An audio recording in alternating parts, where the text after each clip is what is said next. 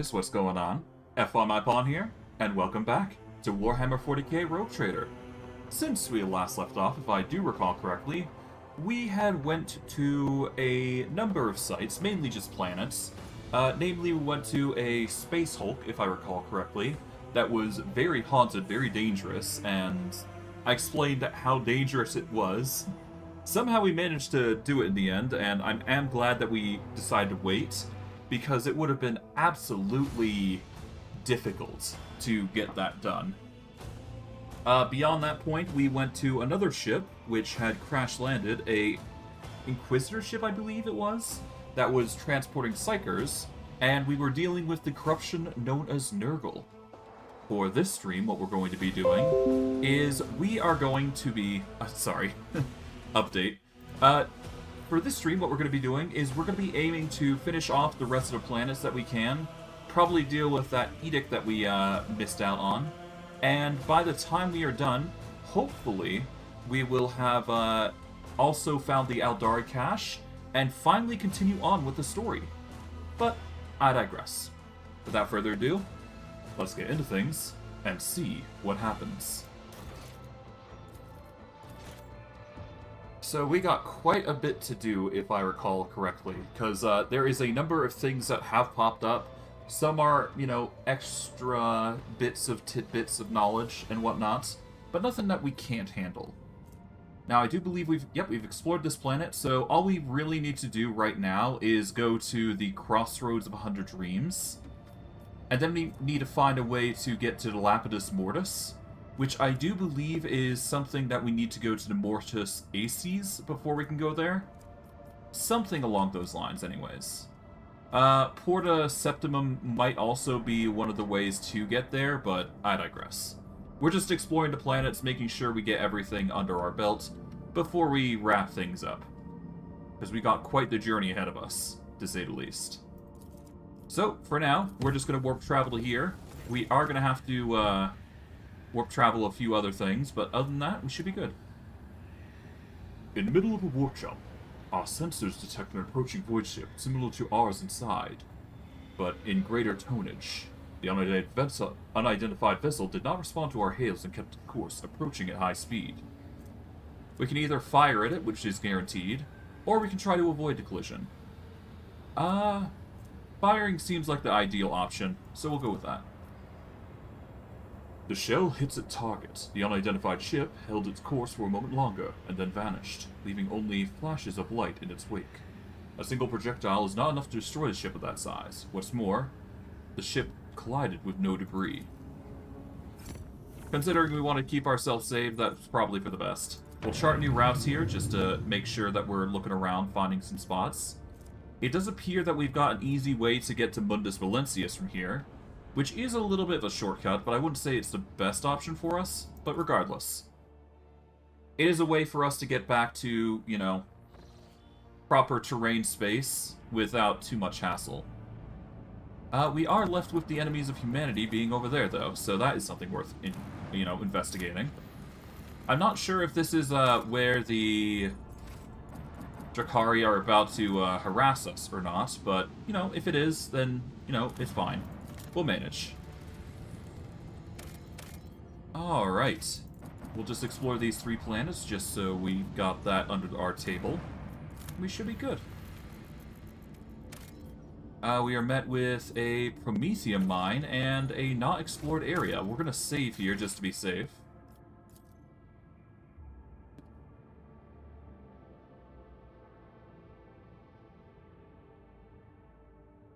Here we go. Just save it as that. I can't really be bothered with just explaining the rest, but I digress. Ice World. Let's see. According to the ancient chronicles and maps handed to you by the Pilgrim, this icy planet used to be a prosperous imperial colony. However, a sharp change in its trajectory, brought upon by the warp anomaly raging in the system, caused the world to distance itself from the local star. In less than a decade, the planet's surface was completely encased in ice, sealing a wealth of machines and artifacts from the Imperium inside a glacial tomb. Let's scan the planet. Either the Pilgrim played a practical joke on you, or the power of your augurs is insufficient to penetrate the endless layers of the ice encasing the world.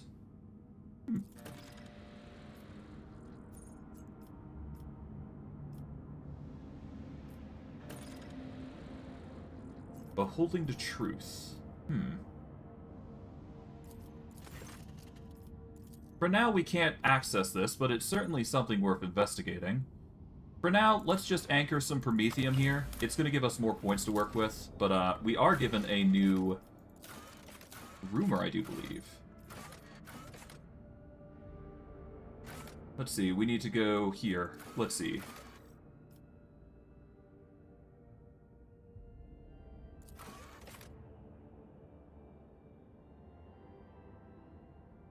Yeah, perhaps the problem lies in the ship's augers. They're simply not powerful enough. Perhaps in the future we may come back here and investigate the ice world a little bit more, but for now, we won't be able to access it just to the detail. However, we've got a fight with the enemies of humanity, so I will do that first before I do anything else. Because it seems like it's going to be interesting. You're facing Chaos Worshippers. It seems their ships have been lying in wait here. The Voxmaster reports an incoming transmission. We do not negotiate with heretics. Violence. The last thing we want to do is cause insanity, because, you know, talking with the Chaos is not an ideal circumstance, no matter what. The throne protects the faithful. Alright, it's time for violence against the Chaos, it seems. It's been a while since I've done this. Alright, so we got Infidel class raiders here, nothing too crazy. And we've got the fun ability called Boarding Party, which I guess I haven't talked about too much in detail. There's also the Imperium Storm, which deals 7 attacks, each of which is at a random enemy in an 8-cell radius. So basically 7 attacks at one enemy, if need be. Regardless, the circumstances call that I am going to need to lay out siege weapons here on this one. Alright, so let's see. We could do this. Let's see. Starting internal fires and causing engine damage that cripples the ship for 1 round. Will only be used once per round, but I will still use it here to do some insane damage on the enemy. There they go.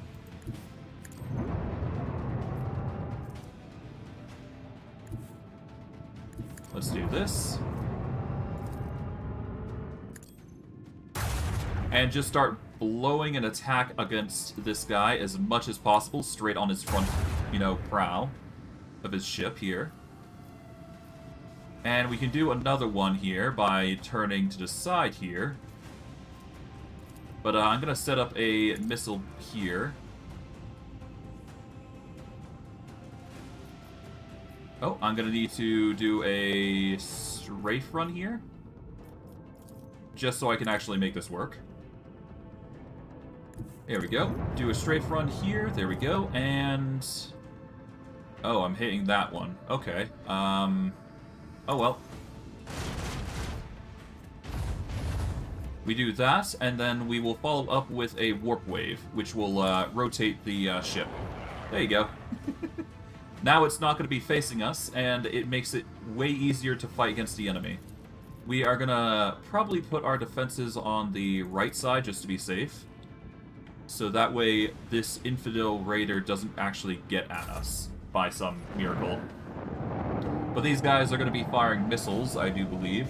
And that is their only combat stratagem? At least I think that's one of their combat stratagems. The only one that I'm aware of, anyways.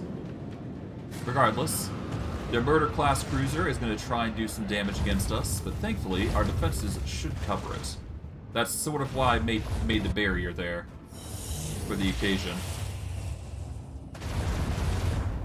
Now, of course, because the Swift Death fighters are there, we're going to have to prepare. We are going to move up to here to blow up this side here. There we go. We will throw in yet another hit, which will deal with the murder-class cruiser. Outstanding. There we go. We can do a shallow jump if we so desire, or we can just focus on dealing with the enemy like this. Given the sword-class frigates, I do believe I'm going to focus on this infidel-class raider here.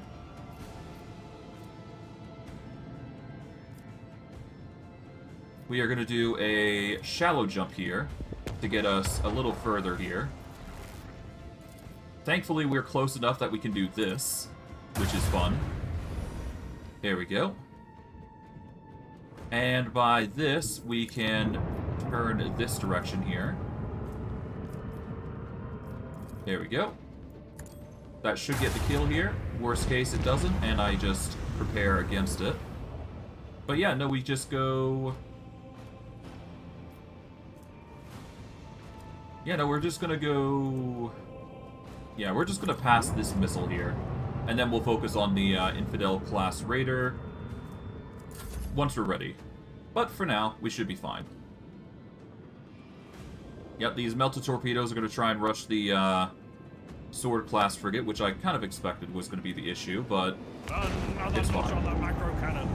Oh, yep, there goes our Sword class frigate. It's fine. We'll be able to manage quite easily. Okay, we need to...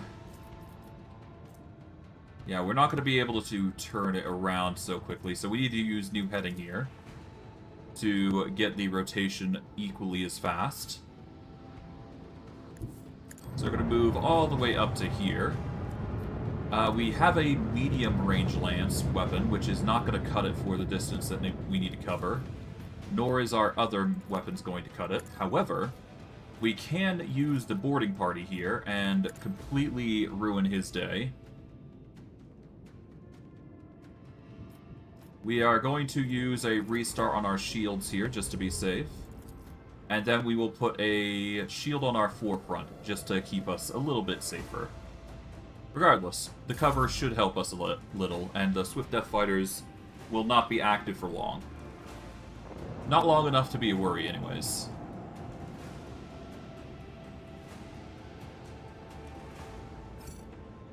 Yep, Swift Death Fighters are just stuck there. We're going to move our missiles here.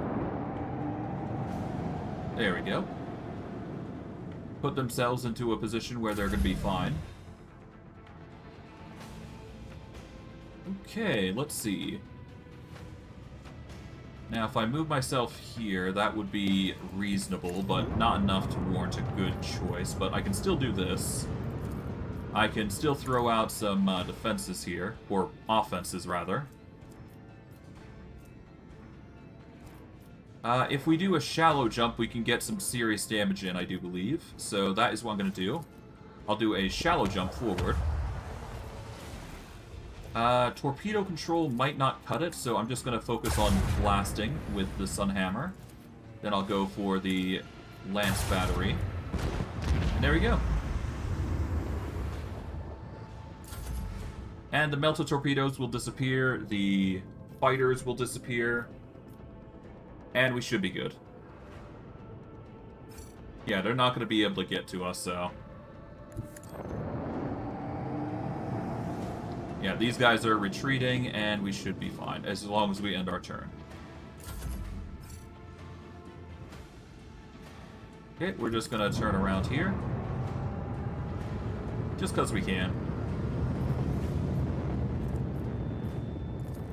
And you know what? Let's just leave them. They'll return anyways. It's fine. They lack a ship to actually return to, so there you go. And that's our turn. A barbaric display. A very easy surprised victory. We survived. In doing so, we managed to get ourselves a new warp drive, some heretic artifacts. Nothing too crazy. Maybe it was a little preemptive of me to destroy, you know, chaos, but you know, we're iconoclast. We're not negotiating with well, we're not negotiating with heretics. That's a given. At the very least, we're somewhat dogmatic in that regard. But I digress. Alright, we've gathered everything there. Let's see. Floydston, yep. Unforeseen events. We will worry about that later, because we don't currently have the means to actually probe that, you know, solution. But regardless, we have now finished that part. We can now warp back over to Janus, which is what I wanted to do in the first place. Because we need to do some colony management, obviously. Alright, the reaping. Everything here is done. Foulstone still needs the intrusive footsteps, so we still need people. That is a given. Dargonus still needs one more ability. We need the Kaspala auction, which is the last thing there. We got everything here, I do believe, so that's good. Kiavagama is still working on its Vigil of the Tech Guards, which is fine. Alright, let's warp travel over to here, and then get continuing. Kiavagama has begun its new stage of development, which is what we wanted. Here we go. Lord Captain, after the decompression of Lady Theodora's secret workshop on Kiavagama, an epidemic of mysterious tech leprosy has broken out. Augments mutate into distorted forms, killing their hosts and machines. Even entire assembly halls break apart into fragments that devour each other, melding the grotesque and insane forms. The Omega-18 Manufactorum, the epicenter of the epidemic, is cordoned off. But disease will burst out there sooner or later. What is known about this sickness? We are not faced with anything like this before. The plague only affects mechanisms, forcing them to transform and lose all functionality. Nobody knows the nature of this disease and how it found its way into Lady Theodora's secret workshop. It is possible that some secret research was being carried out there. Alright, advisors. Eradicating the infection is of our highest priority, but to completely eradicate the Manufactorum epicenter would mean inflicting serious damage to our resources supply. This unit, I can propose another method of purging. However, the sacraments of the Omnissiah that are available to me cannot be revealed to the laity. I ask that you place your trust in me. Charlene, do not be so hasty with this purge. This phenomenon may be of interest to our specialists. There are many who do not agree that all knowledge belongs solely to Cox. What appears to be a plague could hold amazing possibilities. If we could isolate the Manufactorum and let the inquisitive minds inside, they would be happy to compensate us for the loss of production capacity. I have suppressed 18 different epidemics aboard this flagship, and our officers have experience in setting up quarantines. We will send them to Gyavagama to lead the tech purger squads. They will not return from the epicenter until the infection is eradicated, and a preventative exclusion zone is taken down. Alright, we can go with Pascal's option, which gives us the refugees from the Lost Manufactorum. This gives us a plus 20 to all void shield sectors, which is basically 20 shields for all quarters. We can let Abelard go, which will give us the Healer of Metal. Enemies suffer a -5 to their armor penetration, which is pretty nice. We can't really send tech purger squads to the center. We would reduce our security. I mean, we could, to be fair. Or we could isolate the Manufactorum.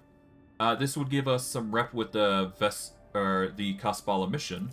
It will also give us some profit and the Vessel of Tech Leprosy, which is basically a very powerful shock damage weapon. Which is a very interesting situation, because it does actually give us a lot of rep with the Kaspala mission. But at the same time, it's not... I don't want to focus on the Kaspala mission, to be honest. So I'm going to stick with the first two options here. So it's one of these two.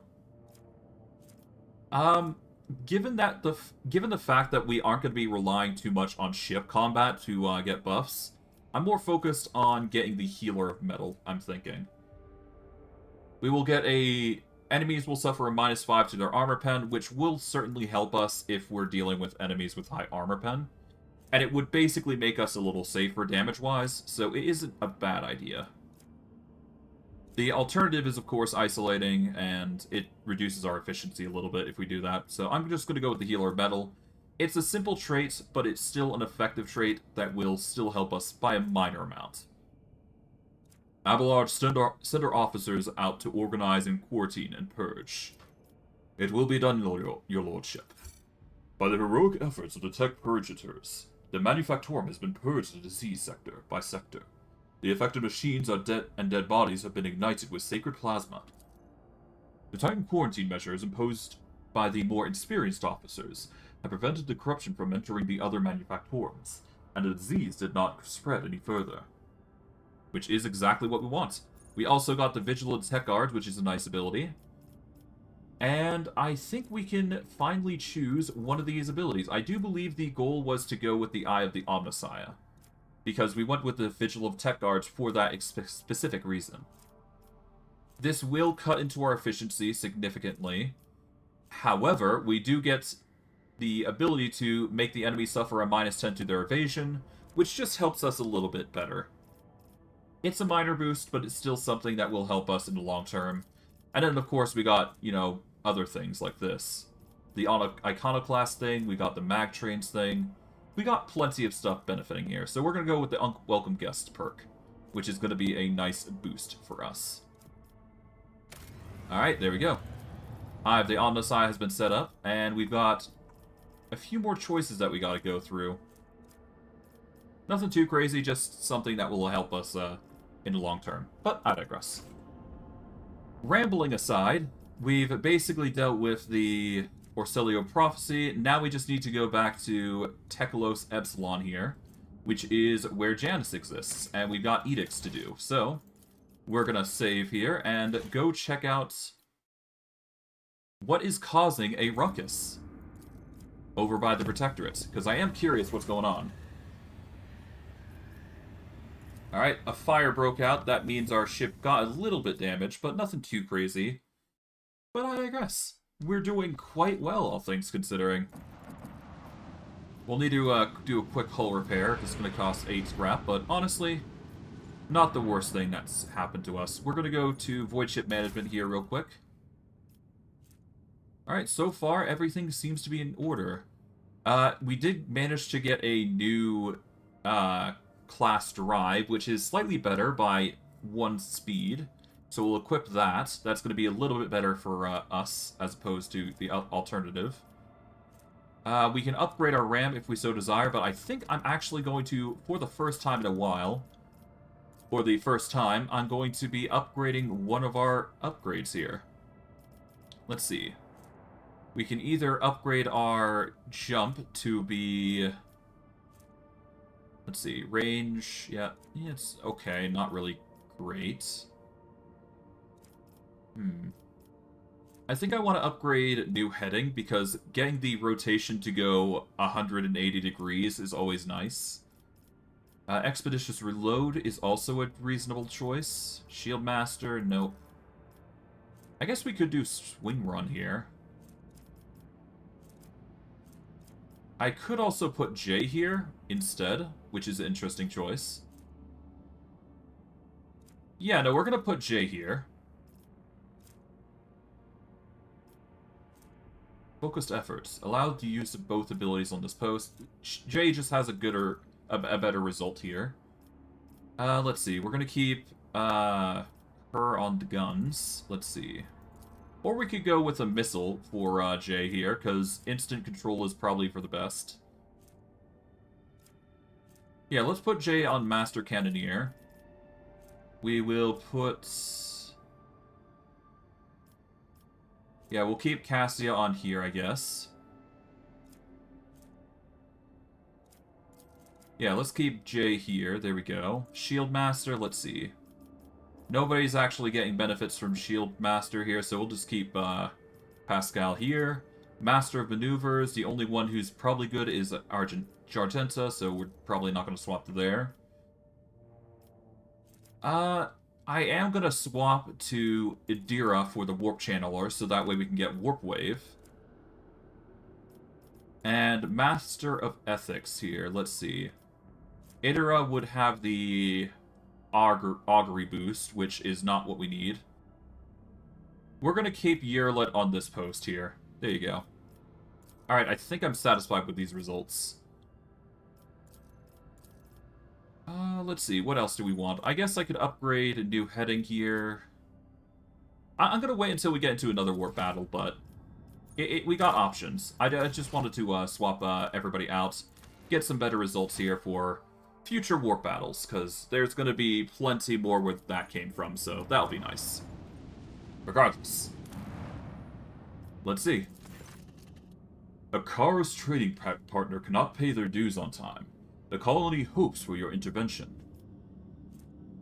We can either threaten Acharis, giving us security.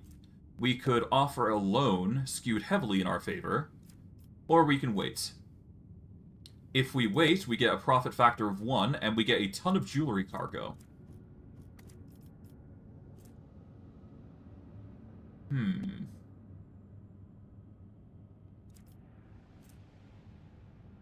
So we can either get a long-term benefit, which is efficiency 2. Threatening, I'm not going to do because we already have a good security. Or we can wait. I'm going to offer a loan skewed heavily in our favor. Once caught in your web, the Charis is forced to give up the autonomy and become a submissive vassal. Which is fine. At the very least, this is going to increase our efficiency slightly, which is nice. Everything besides that on Janus is doing quite nicely. So let's go back to the Coronis Expanse map. And we've got another objective ahead of us. Alright, first and foremost, let's discover where we need to go, because we need to get our butts over to this planet here. We need to get to Pelium Salatus here. Or, no, we need to go to Narman 4. And then we can warp over to here, I do believe. So, Mundus Valentius, Narman 4, reduce the difficulty over to Laboratorium, and then we should be good. It's a shorter route, and it doesn't require us too much on our spending part, but still, it's going to take some, effort on our insight here to get this done. Regardless, we will warp here because it is unsafe, but it will work. Alright, we're going to go back to colony management. I do believe we're basically good. Yep, we've got Indrusus' footsteps now. We will get some absurd complacency benefits, but that's the small price to pay that we're going for. We get some absurd complacency, we get some rep from the Drusians. It's just overall nice. Alright, there we go. That's the last upgrade there. We don't need any upgrades from here, to my knowledge. Dargonus still needs the Kaspalan rep, but we'll worry about that later. From here, everything seems to be set. Good. Lord Captain, a strange anomaly has been detected on Kiavagama. A series of orders defined as Procedure 0C forced itself into production algorithms. The servants of the Onasai define its execution status as most sacred, and therefore followed its instructions impeccably. In just one cycle, cameras were erected in all the manufactorums, connected by the computer channels of cogitators. They make a pattern similar to those applied to the digital cells of the machine spirits. The OC procedure commands Magi with an above-average psi receptivity index to enter the cells. Those tech priests who took seats in the cells fall into blissful data dream, where they listen to the binaric hymns very similar to those that periodically whirred in the warp box of Cubus Delphim. The performance of the manufactorums has dropped. Many of the machine god servants have abandoned their posts and are pleading of the privilege of fulfilling Procedure 0C. But the enforcers have taken custody of the cells and ward these volunteers away from them. Is this part of Delphim's legacy? We cannot trace the source of the signal that activated or figured out what it means. The tech priests oppose the idea of researching the procedure, as it violates the sacrament. Supposedly the minds of the Magos, immersed in the cells, are involved in some grand-scale computation. The servants of the Omnisci have tested the cogitational network 7 times with purifying algorithms, of varying degrees of severity, proclaiming it clean. Alright, perhaps my advisors have a few words to share. These things need to be filled with high-sensitivity tech priests. Okay, but why use our servants? Look into the remote stations and outposts of those who were banished into the wilderness as unfit, and there you shall find 3 times as many more suitable candidates than in the manufactorums. Psi repetitively rarely goes hand in hand with high rationality, and such tech priests often end their careers in the wilderness. Are they singing? It is surprising that your race was able to achieve such a harmonious form of interaction with man-made tools. My kinsmen also use psychoacoustic harmonics to guide our creations. I'm not a bone singer myself, but I might be able to tell your servants of certain principles regarding how the universe sounds. I find this sacrilegious suggestion to be in breach of the Data Unit Protocol. A signal seemingly out of nowhere that has the highest execution priority. A perfect weapon for capturing the planet. It should be atomized, and I'm ready to summon a cadre component terrorist from the Inquisition. We can either find tech priests from other groups, which gives us the armor of refraction. We do lose out on some profit, but, I mean, profit is few and far between. This is a heavy armor, so it's not worth considering, sadly. We could share the information with Yearlet to our people, which gives us a nice boost of Aeldari machine taming, which gives us a 10 to lore Xenos and a lore Xenos divided by dodge reduction against Xenos. So this is a really good way for Aeldari benefits here. We also get the secrets of ancient cybersmiths. All allies deal logic divided by 15 more energy and machine damage. So, if we use an energy attack, it becomes even better. Logic divided by 15% more damage. That's an interesting choice. I think the biggest thing is obviously the Aeldari machine training, which gives us an extra lore Xenos boost. And a lore Xenos divided by 5% dodge reduction against Xenos, which is nice. We could also research the procedure, which is basically the same thing as Yearlet's thing. And we got Heinrich's option, which is abolish the procedure. All allies deal 10% more damage to part machine, and Necron creatures. Which is okay. I'm gonna go with Yearlet's option. Share the wisdom of your kinsmen with my people. We will lose out on some security, but the merits of them outweigh the negatives. I can tolerate a 1 security planet. Besides, 10 lore Xenos is always going to be nice. Getting a lore Xenos divided by 5 dodge reduction against Xenos is always nice. That means it's going to be easier to deal with Xenos if we do run into them. And of course, we get more energy machine damage. So if we do get a item that's actually going to deal energy damage, there we go. Yearlet, share your wisdom of your kinsmen with my people. We'll see if the Monkey are capable of learning from the civilized. Your servants have started their interrogation, seeking to determine the nature and purpose of the mysterious procedure. They've encountered ancient creations of data smithing, impossible in the current times, have been filled with a great awe. They could not fathom the wisdom of the digital archaeotech. The blasphemous research of Xenos knowledge undertaken as part of the interrogation has led to a series of heretical acts of creation. The weakened minds of the Magos sought to apply the secrets of the Aeldari to their research. The culprits were servitorized, and the results of their work placed in a protected, forbidden directory. A little bit of a cursed, solution there, but you know what? It's fine. As for the last 2 upgrades, we've got Mag Trains and Compassion to the Silent. I think it's pretty obvious what I'm going to go for. I'm going to go with Compassion to the Silent. It's going to give us more people. It's going to give us a small boost to our Iconoclast value. It's going to give us some small profit factor, but the biggest thing is getting more hull integrity, which is pretty good. The alternative is, of course, this, but it's not... We're better off going Compassion to Silent. It's just way better in general, but I digress. But yeah, no, that's that. So that's nice. We've still got a few more projects. Those are going to unlock later on, but for now... Oh, okay.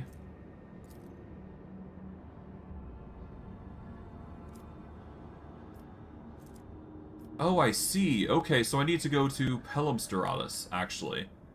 That is my mistake. We'll warp back here. Let's approach the warp reef. Might as well. Oh. Took some damage, but we did get some profit factor. So, doing those warp reef checks actually give you more insight if you're successful. We do take some damage, sadly, but it's a small price to pay. But doing that check successfully actually gives you insight, so that's a really good thing to do. Even if it is a little bit dangerous, but I digress. We're going to warp over to here. Alright, here we are. We've now got the... Oh, hold on. Verbeo 6 has something. Okay. Great. Okay. Let's warp over to Mundus Valentius here. This is going to take some time, but it's fine. Alright, so Verbeo 6. Alright. Quickly warp travel over. Visit. Let's go see what Verbeo 6 has to offer here. Because it seems like they got something brewing here. We'll save and make sure we're going to be dealing with this. Okay, so it's a Terror 4. Interesting. As you can see, we're getting some insane profit factor, so that's nice. But I digress. Terror 4. The Charos Guild has started a Terror 4 with the Protectorate. Trade and logistics on this world are suffering. We can either appease the guild with precious gifts, meaning a cost to our profit factor. We can strike a military blow to the guild, or prolong the tariff war. Which isn't really going to help us in any way. It's just going to cut a cost into our efficiency. I'd rather lose some profit. Well, a tariff war.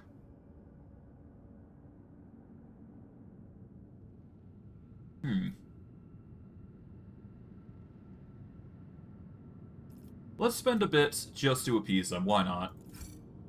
The guild members arrogantly accepted the rogue trader's gifts and turned their attention away from the protectorate. Yeah, I hate doing that, but you know what? Sometimes it's better to just pay your way out of a problem. I'd rather not deal with them as far as I'm concerned. Besides, we got Pellium Stellatus here to deal with, and then of course a few more protectorate issues. I guess I could just reload if I really wanted to, but nah. I've made my decision. I'll at least keep those decisions in under tow.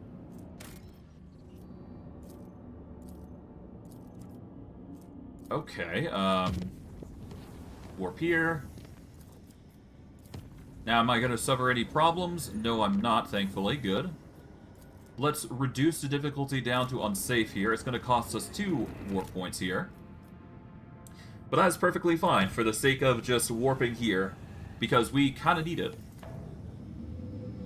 Alright, we get a 2 warp location. We can reduce the difficulty to the last chance of Cyrene, but for now, let's save here. Or, well, we're going to go into the area here. Then we'll investigate and see what we come across. Okay, we're just gonna... I was considering saving, but I'm gonna see... I'm gonna investigate first, see what we find. Okay, we got a Wasteland Wayfarer and provisions. I guess we'll check that out first. You never know, it could be something amazing. But yeah, we're gonna go over to here. We're not gonna actually get the provisions, I'm just gonna check it out myself, and we'll go from there. Who knows, it might be something interesting. I do believe I recall what this is, though, and it's not gonna be pretty, to a degree. We'll be fine, though. Yeah, no, this isn't gonna be pretty. Oh, that's annoying. And a little concerning. Alright, let's save here. Because this is gonna probably be a very dangerous combat here. I got awareness 80 here. Success is the only outcome I accept. You hear the strange sound that reminds you of dripping water, or the clattering of something sharp against metal. Oh boy. I always keep my options open. What about here? What's this? Alright, we've got an athletics check here, which requires a 60. I do believe we have boots that help our athletics a little bit, so we can use those.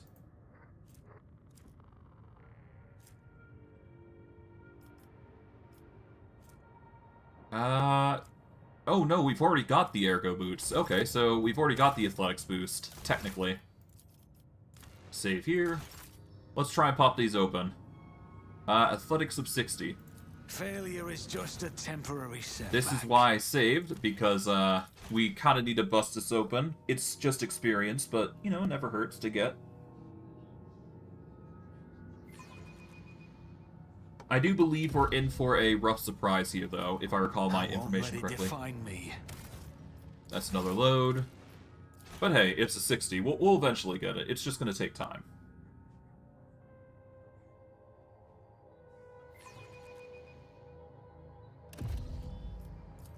I always There get we the go. job done. Doing that just busts the glass open and gets us a hand flamer and a bunch of jewelry. Nothing too crazy.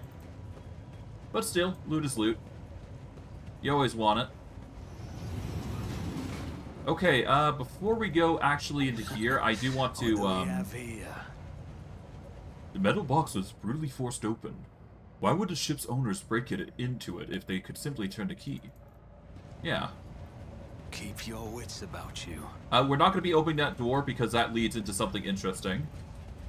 But we're going to look around here and do some investigations. Thick diary filled with entries written in neat, precise handwriting. You can read through this if you guys want, but it's basically just some information regarding the what happened at the station. You'll understand soon enough. I'm not going to spoil it, but there is something that did happen at the station, and it's not pretty. The question is, are we the only ones here or not? Just as I planned. The ventilation system still works. There are strange gouges in the metal that look like the claw marks of some beast that was trying to crawl into the shaft. We are given a demolition charge that we can utilize, which I am going to do. Because that is another check. Well, that's basically another check, which we can easily succeed. That's how it's done. Boom. We get into here, which gives us 2 metal charges and stims. We are also given a few other materials, nothing too crazy. Keep my options open. And now, we reach this area here, which leads to the other door here. And this is basically the same area, but we're going to need to first equip some medkits here, as we're about to run into something fun. Well, quote-unquote fun. Alright, we're going to save here. We are running low on the normal medkits, but that's perfectly fine. It just means that we've got to use better medkits, but I digress. In we go. Hunched over the voxcaster, the hooded man mutters monotonously, but empathically, into the microphone as he rocks slightly to and fro. In the light of the distant stars, our Emperor Progenitor wanders wearily. With thoughts and visions of us, he sends us particles of his light. Though his body suffers, his mind lingers on us. Let us therefore nourish him with the light of our souls, with our prayers, with our faith.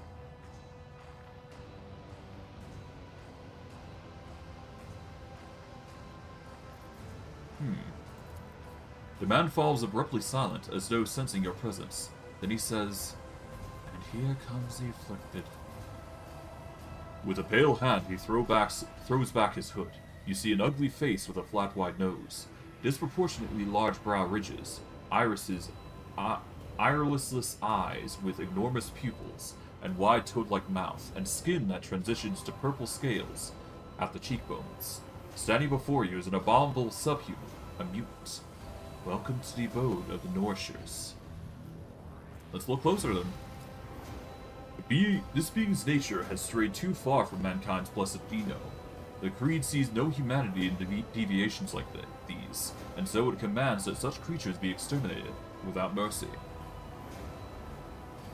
Who are you? The man smiles at the broadest smile his abominable mouth can produce. I am Lekert, Clavinus of the Nourishers of the Afflicted. I am he who speaks to our progeny. The ship belongs to me. What was that you were muttering? a prayer. I was praising the Emperor Progenitor so that my brothers and sisters might repeat the sacred words with me. Under stars unknown, he keeps his vigil and sends us his light.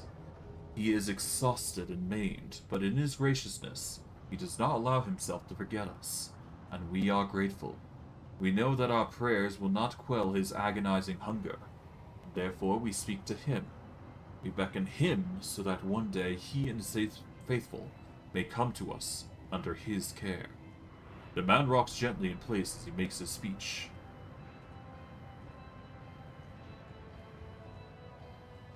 Is there anyone else here, your brothers and sisters? The man responds with joyful laughter. They are here. They are hiding, waiting. Once we were many, now we are but few. Our blood degenerated, our flesh grew weak. We were on the verge of death, but you've come. That's good. You and your people will infuse our blood with new power. Your ship will take the Norshers to new worlds. We will rise again. I understand this to be a trap, am I correct? Indeed, Afflicted One. You have nowhere to run. The mutant shrieks, grinning. May the grace of our progenitor be upon you. His words, all piercing, become a shrill echo of 100 voices. Minds? Growing even louder, it torments your mind. Before you know it, you reach for your weapon. Venerate Always the dark keep your eye on the gods! prize. You hear a clanging echo growing louder in the empty modules, like hundreds of claws striking bulkheads and grabbing onto bars. Whoever is advancing upon you, there's a lot of them. You ought to run for your life before they trap you in this cramped Vox cabin. Alright, let's make a dash for the Vox caster and try to contact the ship. The Vox spits out a torrent of static, though which you nonetheless manage to catch fragments of words spoken by a voice not unlike that of your Vox master. Valiant, command, lock. The signal is lost before you manage to say anything. Rise to the top, or get left in the dust. Alright, we are given a heavy stubber, which is a rate of fire of 10, which is different from the rate of fire of 8 we got. It does have less damage, but it has more max ammo. So it's a bit of a different weapon, but hey, it's a weapon that is counted as a heavy weapon, I do believe. It is a two-handed ranged weapon, solid projectile. It's a little different from the bolter, but it does have more hits. Lower range, but more hits. So it is an option available to us. If we want to go for a recoil of the same type, just less damage. I'm going to keep the heavy bolter because arguably it's a little bit better. Yes, less shots, but, you know, it works out. It's fine. Alright, we are left in a situation that might or might not be a problem, but we'll see. Needless to say, combat is assured here. Hello. Is already calculated. And we are met with a Genestealer. A lovely little creature that's going to be a danger, to say the least. Ow. Brush this off. It's a good thing I saved when I did. I'm going to swap to a sword here, because goodness knows we're going to need it.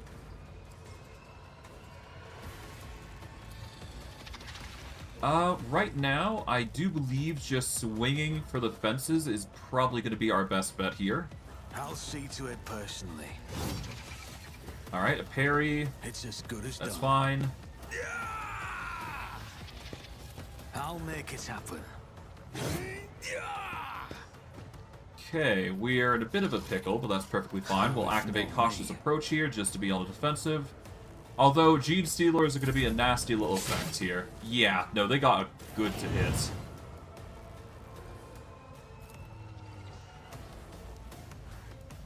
Alright, we're going to start with a swing here, like so. Parry.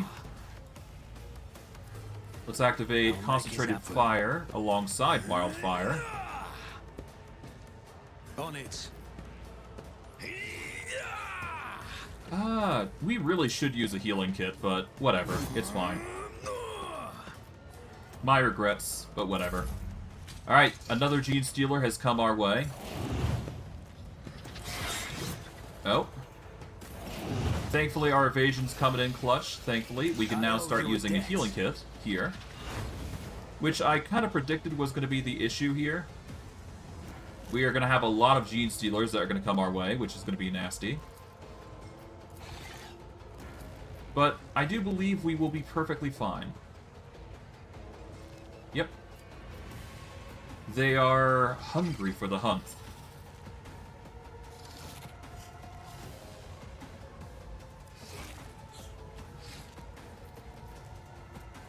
Okay, we're gonna go for a wildfire here. Personally,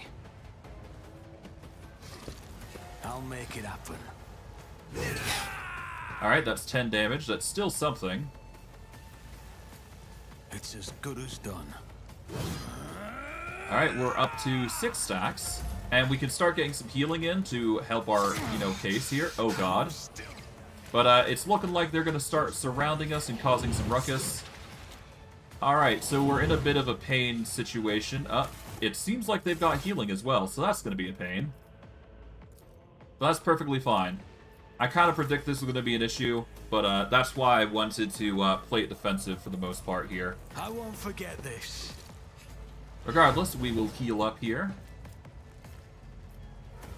We are going to go for an AoE here, I guess.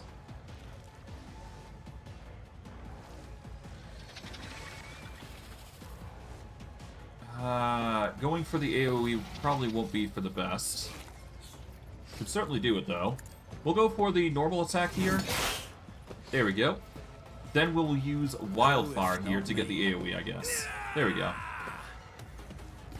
I'll make it happen. Well, it's 1 hit, but that's perfectly fine. That's 7. Oh, yep, that's exactly what I was worried about. Those, strikes. This is a good thing why I saved on pain, because eventually we will be better than them. In a given fight. It's going to be an eventuality more than anything. It's just a matter of dealing with the enemy here at this point.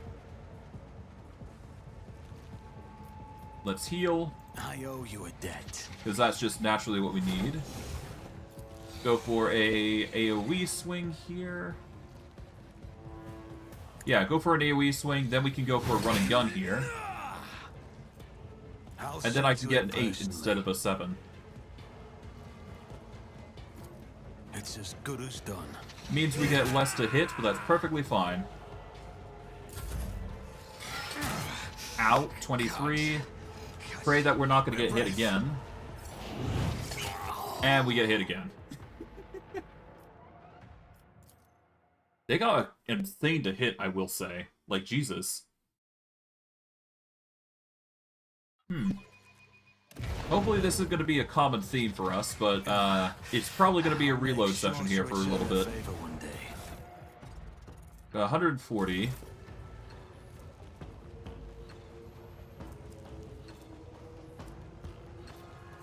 Yeah, I guess they just got a good... Yeah, they got a good armor pen with their weapons, which is Scything Claws. They got absurdly good toughness, good dodge, good armor, good weapon skill. What's our current parry chance? 95%? We're just having a rough time, I guess. Alright, well. 7, 8. I'll see to it personally. We just need to get 8. That's all. I'll make it happen. Alright, we'll save under pain 2 here, I guess. Because that way we can just skip our turn and go from there. Alright, we got a parry there. Okay, so it's a little bit better. Now we just gotta avoid the hit from this Genestealer. We get hit again, but that's perfectly fine. We'll go for another heal. I won't forget this. Again. Alright, we can go for the AoE here. Because they're in a better position now. Alright. Wildfire for another AoE. On it. Like so. Nice. That is up to a 10. They are going to be suffering some weapon skill negatives, which is good. So me constantly hitting them is probably going to be our saving grace here. I'll save under pain too, just so the stacks are going to continue going up. We'll go from there. And pray that's enough.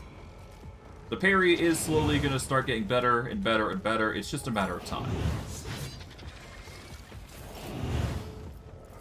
Alright. Let's go for another heal. Make sure to return the favor one day. We're going to go for the hit on the Genestealer here. That's fine. We will then do a wildfire here.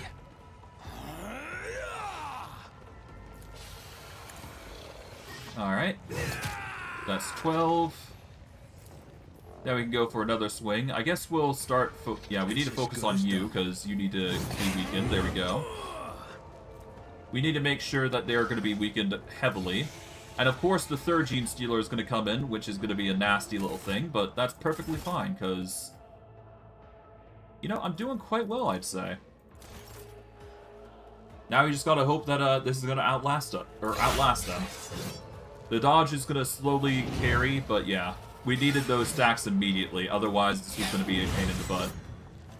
And it doesn't help that they got an amazing fast healing, because, yeah, they're not gonna be fun to deal with. Yeah, we're all three of them are gonna be attacked here, so that's gonna be fun.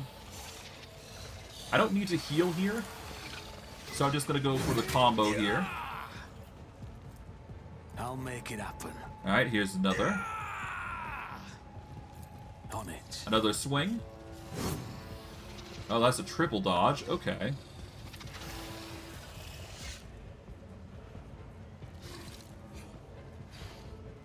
Okay, so here's what we're gonna do. We're gonna do a swing here. There we go. Then we want to do a run and gun here, so that way we can get another brutal strike in. But a swing. That is 17. Still a reasonable stacking amount. They're going to have a really hard time hitting us now, which is exactly what we want. And we want to keep this going until we're confident that we can just mow these guys down, essentially. Okay, regardless, because they are suffering from bleeding, that's perfectly fine.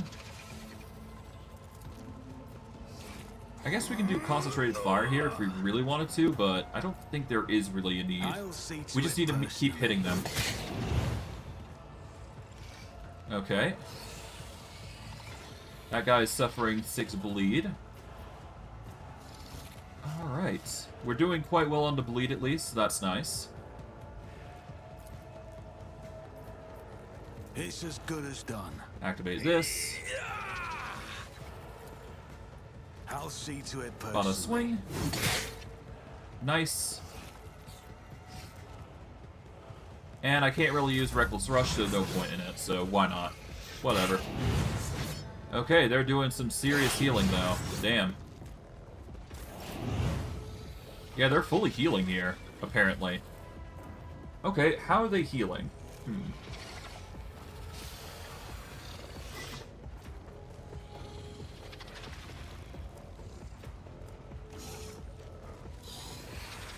Let's see. Bestial Rage. Whenever an enemy attack deals damage to the creature greater than 50% of the creature's maximum wounds, the creature gains 5 weapon skill and strength.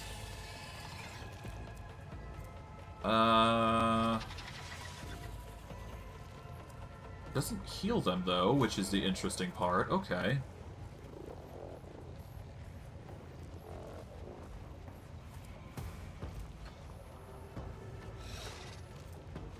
This bloodthirsty creature hunts for prey but hides for 1 round every time damage is dealt to it. If 2 or more creatures of the same kind are adjacent to it, they become fearless and stop hiding. Okay, so they become cowardly if they're not given ally support, which is interesting. I'll make it happen. Alright, let's do some swings here. Not sure how they're healing, but it's perfectly fine. We'll manage. I'll be able to deal some insane damage in a minute, but we just need to build up our stacks here. So, just a matter of time. Personally. Here we go. Genestealer.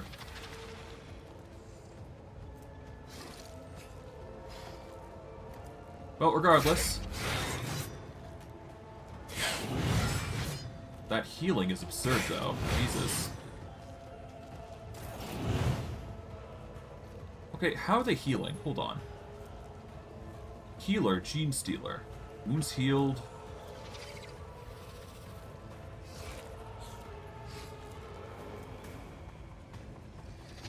Okay,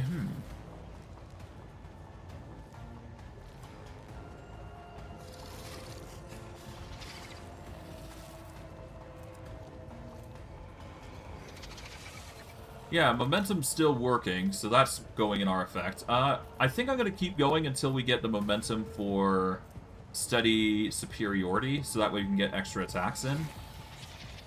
But, yeah, no, I guess we're going to keep stacking our AoEs here. Until then. I'll see to it personally. Alright, we're going to do this. Who, if not me? I'll see to Okay, it another personally. AoE. On it. And another I'll one make for the it road. happen. There we go. Let's see how well they fare, because they seem to be healing constantly. That is the biggest gimmick here. That's my only concern here. Them having so much healing. I mean, it's no big deal. Like, we can easily just make this work. Okay, we're gonna go for the... Let's go for the concentrated fire AoE here. For the extra damage. I'll see to it personally.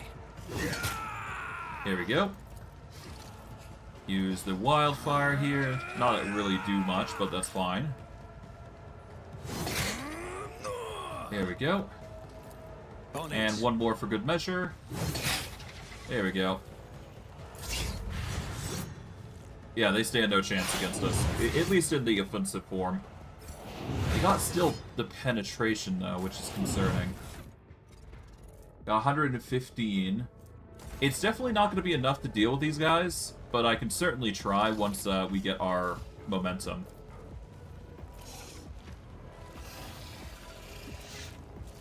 Okay, we are going to use... Yeah, let's use a single target here. Alright, running gun.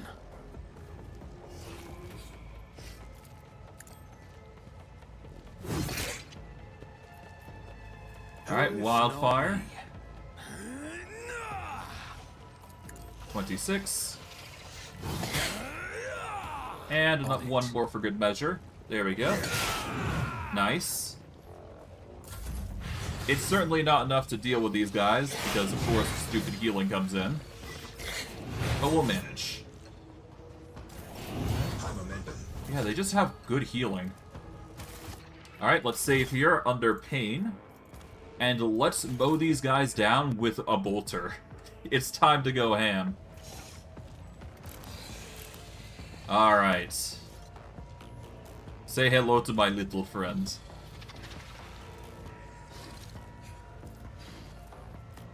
Alright. Steady superiority here. Turn off cautious approach. I refuse. Alright, we can either focus on you or focus on you. I'm gonna focus on this guy here. Alright, we're definitely gonna be using Surefire Plan here, just to increase damage. We are then gonna use Reckless Rush to increase damage even further. We will then follow up with Rapid Fire, I guess? Yeah, Rapid Fire to increase the bullet amount, Concentrated Fire to increase the damage amount, and Unload.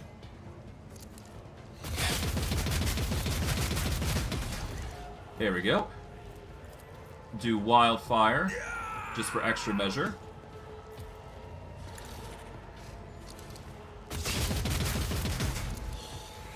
Alright, another set of damage coming in hot.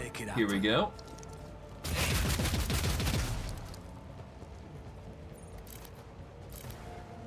Alright, that's not enough, I don't believe, but that's perfectly fine. Gonna take some hits here, I imagine. But we'll see. He heals 110 HP. Okay. I was kind of worried that was going to be the issue here. But that's perfectly fine.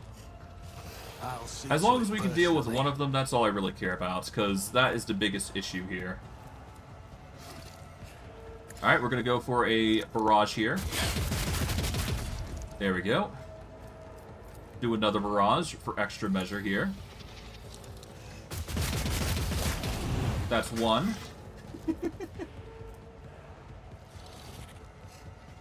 Alright, we are then going to go with wildfire for extra measure here. There we go. And we're going to aim for you. If not me. You should have thought twice before crossing me. On it. Consider this a taste of what's to come. Alright, we swap back to our sword build here. There we go. We activate this. So that way we're at least on the defensive side for at least one round every now and again. Because that will make it way easier for us to deal with the Genestealers, who are trying to heal up. They heal 110 HP every turn, which is stupidly insane. Regardless, turn off cautious approach here, just to get the measures up. Alright. Wait, hold on. We need to activate Reckless Rush here. Completely forgot about that.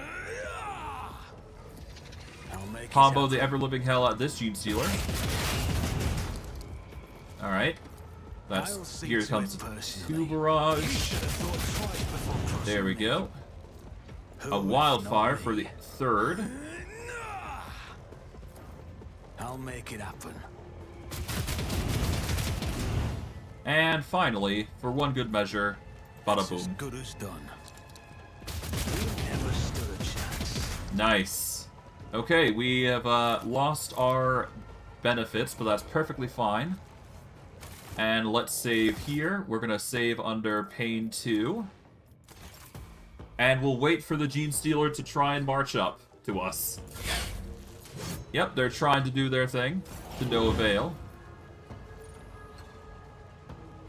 And I guess I could just do Sword Strikes here, couldn't I? If I really wanted to. Nah, that's not fun. Alright, so this is gonna provoke, so we probably want to go into Cautious Approach here. There we go. This will help us reload, so that way we don't get hit for, you know, some unknown reason. And I guess we'll swap over to Sword and Board here for a little bit. Just for the funny. I'll make it happen. Alright, let's do a sword swing here. AoE. Single strike. Personally. Nice. On it. Do a wildfire. I'll make it happen. Alright, that's a miss, but that's perfectly fine. Alright, Genestealer tries to get a hit in, to no avail. They do manage to heal, but that's not going to be enough to fight against us, so... It's as good as done. Turn off Cautious Approach. Turn on Reckless Rush. And let's just lay into the enemy. Bada boom. The best defense is a good offense. Who if not? Yep, they're trying their absolute best here.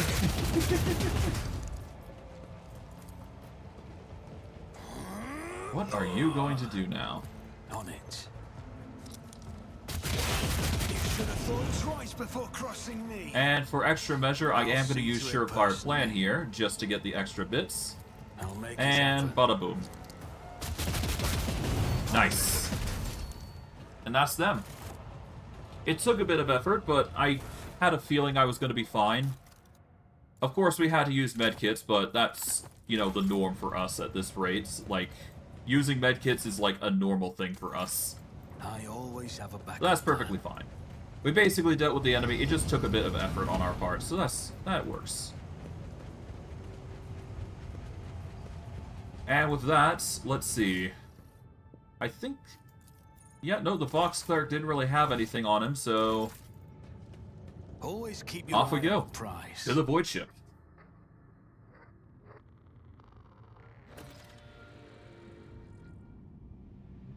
The rumor had apparently revealed to us something interesting. But I digress. Let's begin our scan here. We are given a plasteel area. I mean, why not? Let's have it there. We got a few more planets, nothing too crazy. Did quite well in the Genestealer issue, though, so that's nice. And we've got another area that we can explore. I'm going to save here before we go any further. I'm going to delete the save of 2 here.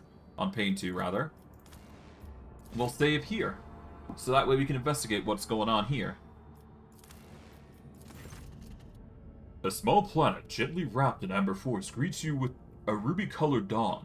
Basil von Dem Clark, the local governor, gives the rogue trader a warm welcome. After several glasses of demence, the sweltering ruler asks if Vorg von Valentius would like to keep him company during the upcoming hunt. Sure, why not?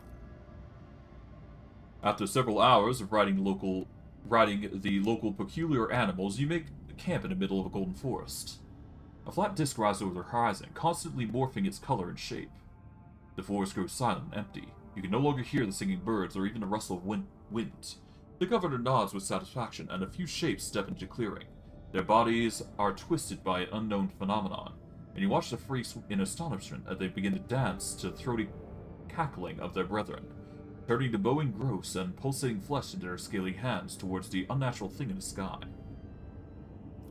What's going on? The governor smiles coyly. You are about to see with your own eyes what is happening here. The hypnotic dance seems to continue forever. The unfortunate creatures howled, whined, and convulsed, unable to tear their bleeding eyes from the celestial body. When the Pavilion disc outshone even the light of the local star, the physical shells of the things that used to be men burst, releasing beasts onto the plane that not even most fluent and capable pen could describe. Basil von Dem Clark excitedly explains the creatures you saw are the children of the great king of distortion. It is he who is the true god and patron of these fertile grounds. Once every cycle, his chariot shines its light upon the world and bestows transformations upon its most ardent followers. The rogue trader may become one of its heralds. Yeah, no. The governor's head separates from his neck with a distinctive squelch. Black and brown blood seeps from the soil beneath the corpulent body and immediately transforms into a writhing tangle of worms that burrows deep into the ground with unnatural speed. You return to the ship, pondering what to do with the world, and more importantly, what to do with the King of Distortion.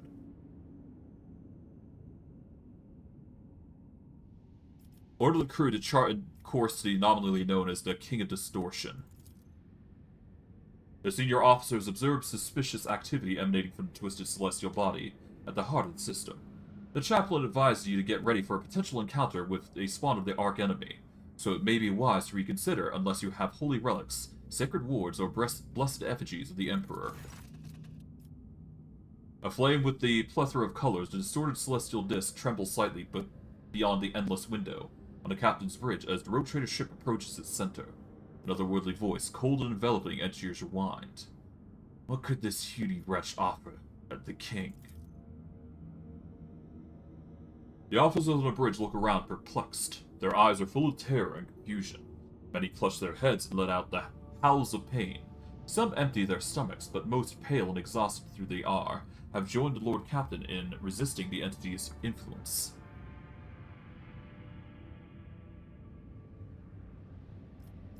Release the minds of the Amber Worlds from its grip. The king's mocking laughter rings in your ears, and a deep trickle runs slowly from your nose and over your lips, leaving an aftertaste of salt and metal.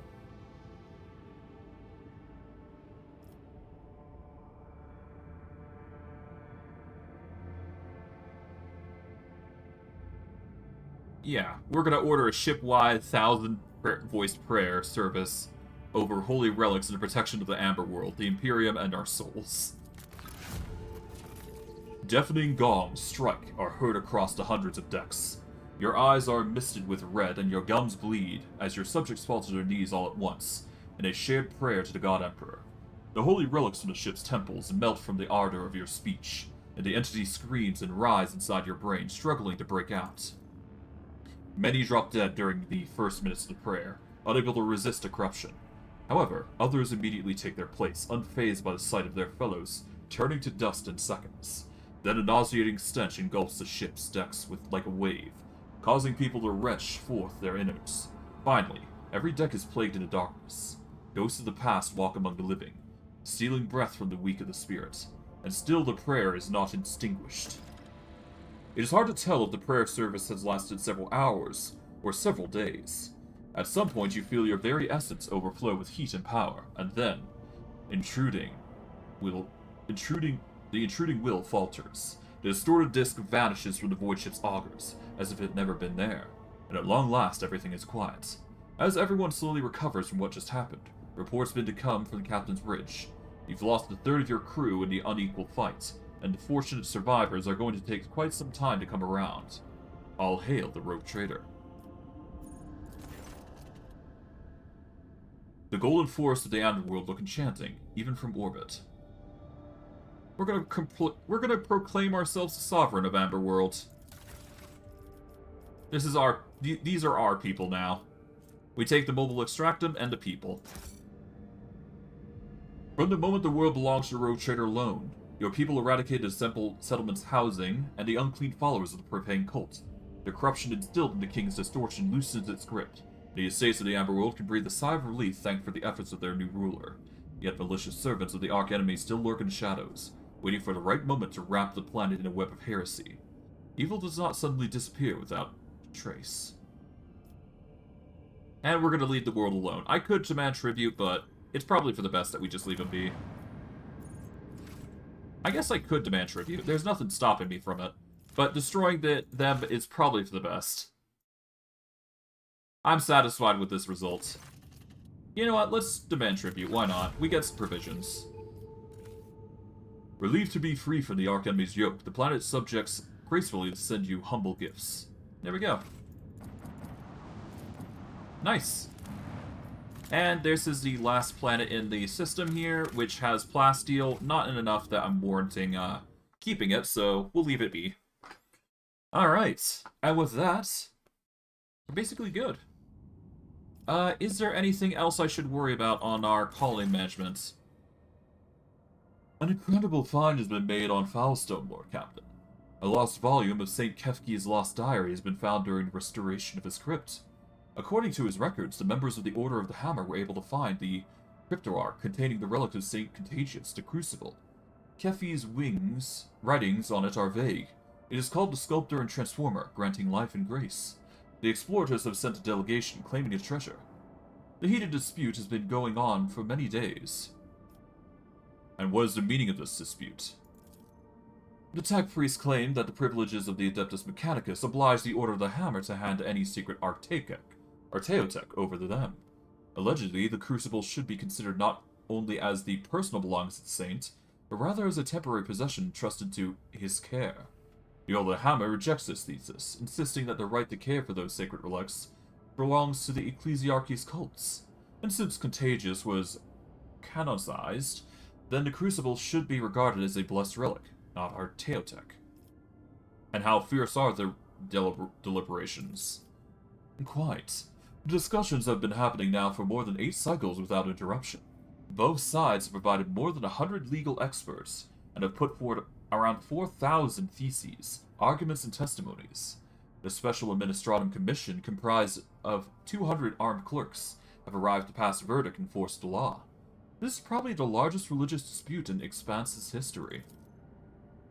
Abbess Luginia is vehemently defending the rights of the Order, and seems to have managed to instill a touch of righteous fear in the explorators.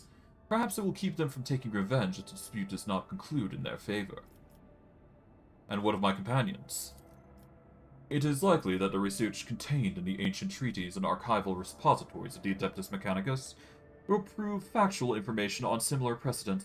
I can spare some of my computing power to find such a case, and provide my brothers and sisters with the information that is necessary to win this dispute. I believe that the chronicles of the Amnican Conclave describe mythical miracles witnessed by zealots while praying at an ancient banner of St. Calypsis. Should the Crucible perform a similar miracle, no doubt will remain that it is indeed a holy relic and not a property of the Adeptus Mechanicus. Charlene, you know the best motivation to make your enemies right for compromise? The danger of losing any sort of benefit. It is within your power to take the Crucible for yourself, using the privilege of your warrant if you so desire. Why do you not simply imply such a possibility to the parties involved?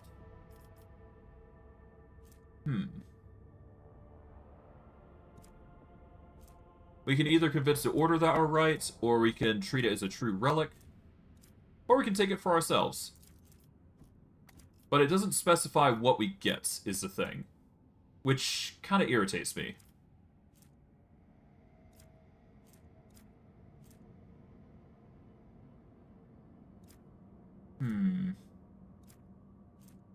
I think in this instance, Cassia is right. Cassia has brought upon an interesting idea. Let's let a convincing miracle happen that would prove the Crucible a true relic. Now I feel uneasy as the thought that I have become a mastermind of this deceit. After some time, the Crucible revealed a visual miracle to the enthusiastic spectators, presenting to those gathered for the debate of the sacred images of the martyrs blessing the ancient artifact. And even though some witnesses claimed that to have caught a glimpse of some strange people operating the lens machines, most of those present have admitted the fact of this miracle and the status of the Crucible as a relic. The explorators have made peace with their loss and asked permission to conduct several of their own rituals with the Crucible. When the tech liturgies have been completed, the tech priests departed also. Research into the Crucible has identified it as a device for surface terraforming. Fueled by the geothermal energy of the planet, it could turn a wasteland into a blooming garden. However, a way to launch it has yet to be found. And we get Indrus's footsteps. There is nothing else on the upgrades here for now, but that will change in the future, naturally. So we don't need to worry too much about it yet. Caspala missions things are still underway. We got everything in Verbeo 6, I do believe, and we got Compassion for the Silent. Now we just gotta do mag trains here. There we go. And that's that. We've got 5 more upgrades to go, but yeah. We're doing quite well on the exploring part, at least, so that's fun. We'll save here, and now go to the Aeldari Cache, which is our next task on the list. We're going to reduce this difficulty to unsafe, as we do. Just so we can actually go there with relative ease. We have been saved from the warp, so that's good. We can chart new routes here. And we are given another warp here that appears to require a reduce. So what we're going to do is just reduce the difficulty here. There we go. And now we're going to visit here to get that Aeldari Cache, which is the last thing on our list, I do believe. An unidentified object has been located in the system. The artifact reacts to our transmissions by releasing unknown radiation, most likely of Xenos origin. The cogs are reporting. If you want to get a closer look, we need to close the distance between the vessel and the object. Sounds good. We will worry about that in a minute, but we're going to go to the stash of the Children of the Assyrian here to see what's going on. We have tried our absolute best to save the people of the Assyrian, but, you know, yeah. For our efforts, we get a Scorpion Chainsword. It is a chain weapon that is of Aeldari make. It is a one-handed melee weapon, which is a bummer, but it's a pretty decent weapon, all things considering. As for the Cloak of Shadows, whenever the wearer deals damage with an attack of opportunity, they gain the Shrouded effect. As long as the wearer has a Shrouded effect, when becoming the target of an attack, they automatically dodge after the Shrouded effect is removed. Or after that, the Shrouded effect is moved. So anytime we take an attack of opportunity, we're basically getting more stacks of dodge, which is pretty decent for an ability, which is nice. We'll begin the scan here. Nothing there, but there is more, planets to investigate, so we'll do our time and just investigate every single one, because that's what we do. Alright, we've got the Hulk here. We will save and investigate this, we'll move over to this planet, and then we'll go to the mysterious object, which is going to be interesting. Regardless, we've got plenty to do. Alright, to the Hulk, we are given some stuff there. To this planet here, we investigate, and then we're good. Like so.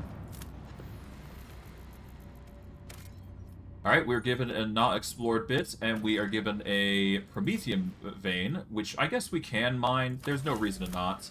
But I am going to investigate what this question mark is, because why not, right?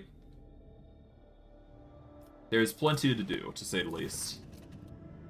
At first, it looked like the snowy, desolate planet was devoid of surprises, but the yellowed orchard flickering of lumens and the notifications from auger systems informed the officers there was a small colony that survived, in spite of the harsh climatic conditions. All attempts to hail the colony have failed. The explorers report a dismal condition of the settlement and its inhabitants. Their skin is translucent and pale. Their icy blue eyes see particularly no color. Their language is rough and guttural, and their stomachs cannot tolerate anything except the stew made from the local roots and mosses. And yet they are subjects of the Imperium, still loyal to the Emperor. They have mistaken your people for his emissaries. What happened to the world? The local elders woefully reminisced about a time long gone. Most of them were still sheltered in their mothers' wombs when the snow first settled on the verdant fields. Hail ruined the crops and frost hardened the soils. Plants and large beasts could not sustain themselves, were the first to go. They were soon followed by birds and other small animals. Most people in large cities perished, unable to warm themselves and their families. They said the governor and their entourage left the world in the first day of winter, taking all the provisions and fuel with them. No one responded to pleas from this dying world. The stars remained deaf to the messages transmitted on the planet's Fox stations. These abandoned subjects of the Imperium still managed to save the machines and other valuables, but they were of little use without a supply of promethium, and yet those who did survive eventually adapted to tribulations that the God Emperor bestowed upon them.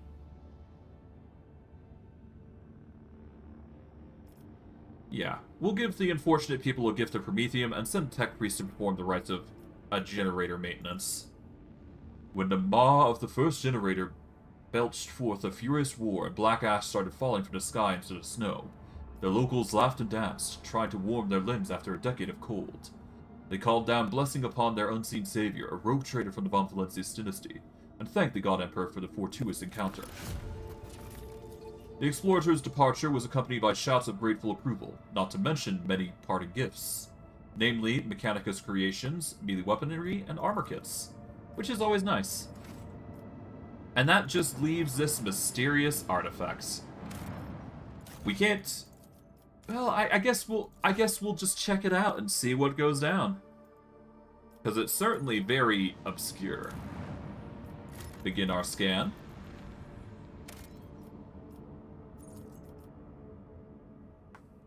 Lookout Bridge. We have an unknown object, dead ahead. Not an asteroid, clearly artificial in nature, but it's larger than Footfall Station. Copy that. Reported relayed to the officer on duty and pilots. Expect visual soon. We have a visual. What the... Look out. This is the Voxmaster. I'm adding the pilot senior officers and the Lord Captain to this channel. His Lordship wishes to assume personal command. Lord Captain, we've requested intel on the object from the Augur array module, awaiting their response. Lord Captain on the line. Lord Captain on the line. No need to engage the Augurs. I know what this is. It's called a webway gate. Van Caloxia. What do we see before us is a webway gate. An artifact that Xenos used to get their sorcerous realm, so to speak. It allows the Aeldari to get around the sector quickly, and serves as a hideout for the most unpleasant tribe, Drukhari, whom we have already met. Yerlet here. This gate is just like the one you saw in the Lithaeon. The children of Assyrian wander the void through such constructs, erected in ancient times. Any ship that passes through such portal will enter the tangle of paths fathomable to none but my kin. Is there an augur report? According to available data, the object consists of an unknown material foreign to the Imperium. We are registering an unknown class of energy profile.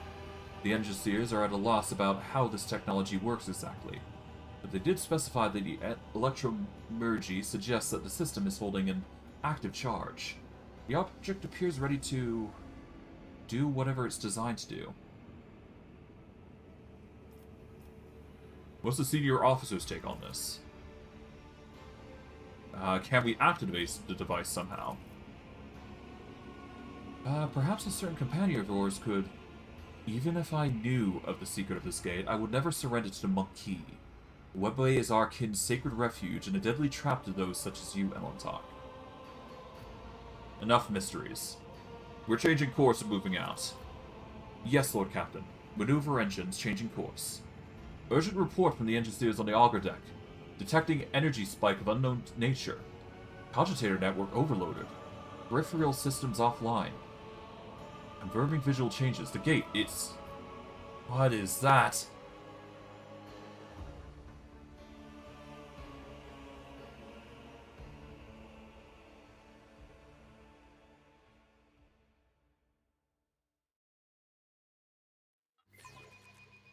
This void ship will not be defeated. Alright. We are met with some combat. A Corsair escort. Let's see. These are... I do believe these are Drukhari specific vessels.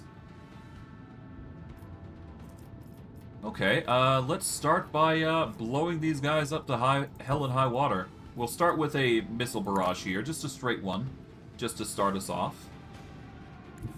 We'll move here. Alright, let's see. We can either focus on you, or we can focus on the Immortality Dane Destroyers. I think I'm gonna focus on, I'm gonna focus on the one over here instead.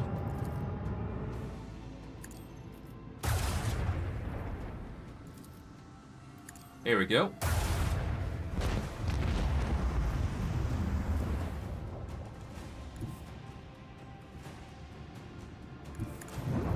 Alright, we're gonna blast these Immortality Dane Destroyers here.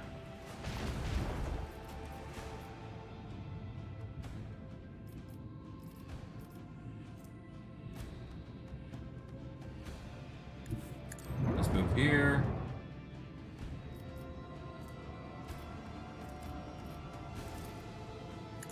Let's warp shift here, so that way we can get a ship facing this way. Like so. Nice. And then we do a warp wave here to flip you and deal damage there. There we go. And then we will just put a shield on our forefront here.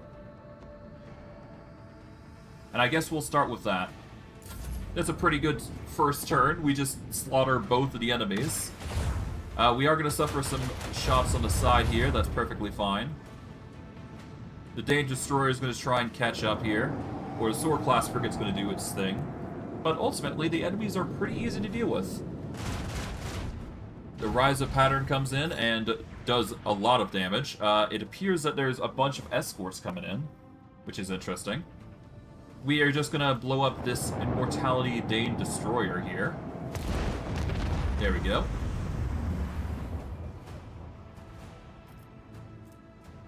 Alright, let us do a...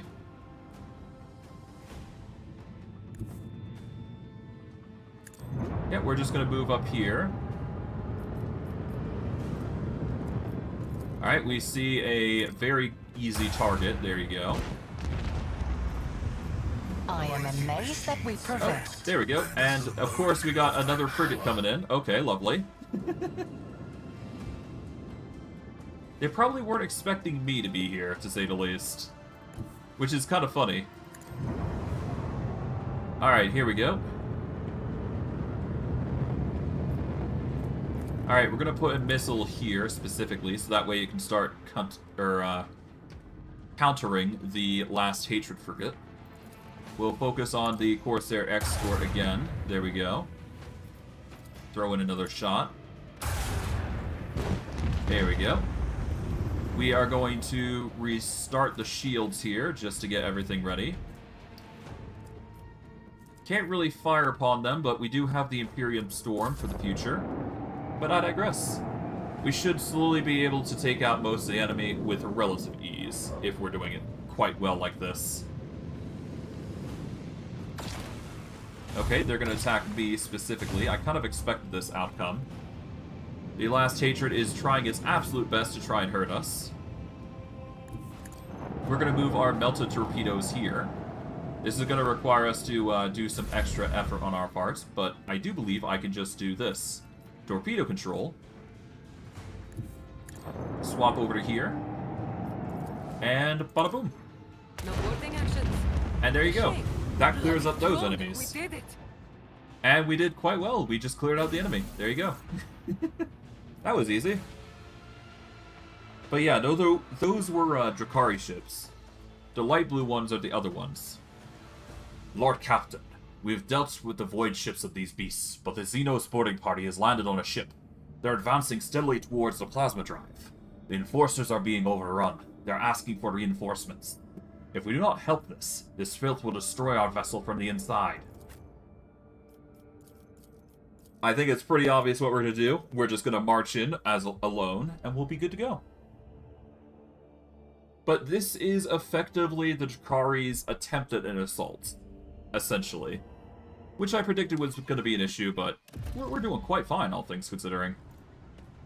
Is there money to be made? Alright, but yeah, no, the Kabbalite warriors are going to be an issue, but thankfully there is plenty of things that we can do to make our life a little easier. So that way the bombs won't be as difficult to disarm. But I digress. We are going to have to definitely...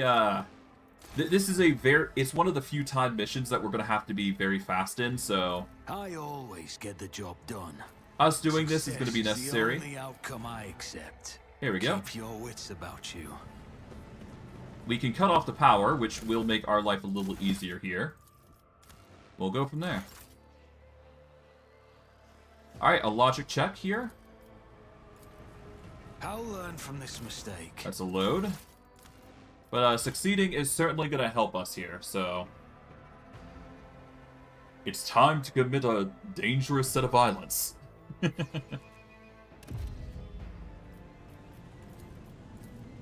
Just as I planned. Alright, power's off. I always keep my options open. More monkey. Look, my kin, they can't wait to die. What's taking so long with the engine? The monkey are already here.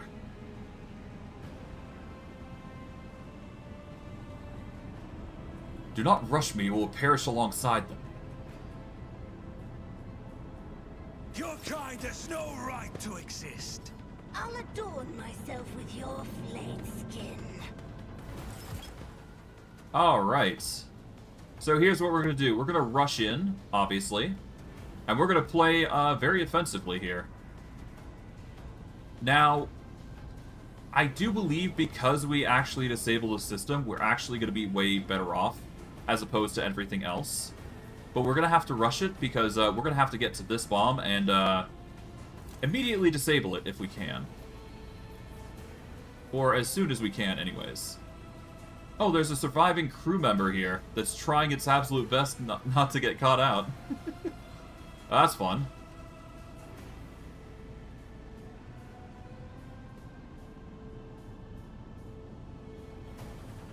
Let's see, I do believe I don't have to worry too much about the enemy, but I am still going to have to arm myself to deal with them. Okay, so... let's move over to here. This is a relatively good defensive spot here. It is going to put the crewmate into a bit of a compromising position, but whatever. Alright, let's see. I guess we'll start with you. It's as good as done. Best defense is a good offense. Alright, I guess I can do a wildfire here to get some extra hits. On it. There we go. I'll make it happen. Alright, that's one scrapper done. Let's hope this is enough, because we still got a bunch of enemies to deal with. But essentially by disabling that machine, I do believe we've just cut off the timer. Oh, hello.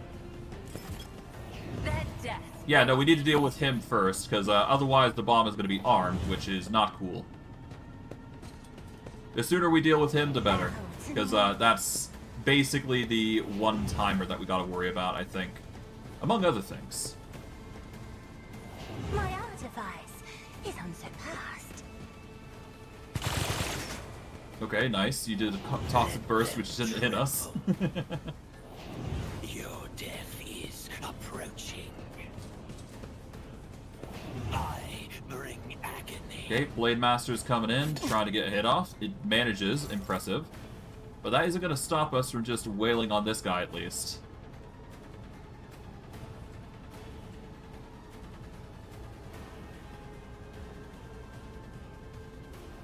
Okay,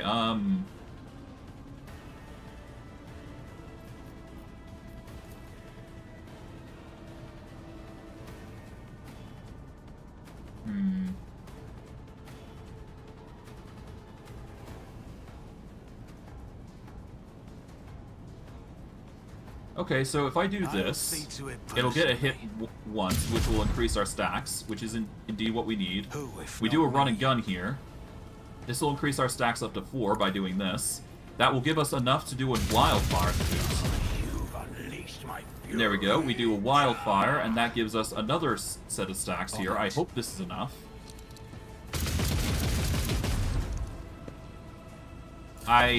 God, okay, hopefully he doesn't succeed in this turn. Yeah, no, I really need to hit him now, otherwise it's just going to be over. Let's pray my damage is going to be good here, because we need this. Alright, round 3. This guy needs to go now. Because I do believe this is, like, magnum opus here. Okay.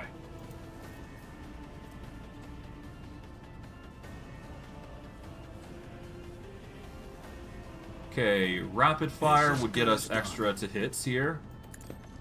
Let's just pray we're getting hits. Come on. Alright, wildfire. Come on, go down. There we go, okay. Now we're good. Now I'm not too worried, because once he's gone, we can worry about everything else now. We just barely managed to squeeze out a victory there. Or at least a delay on the bomb.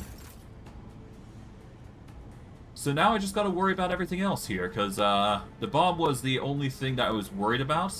But yeah, hopefully it's not gonna be too bad.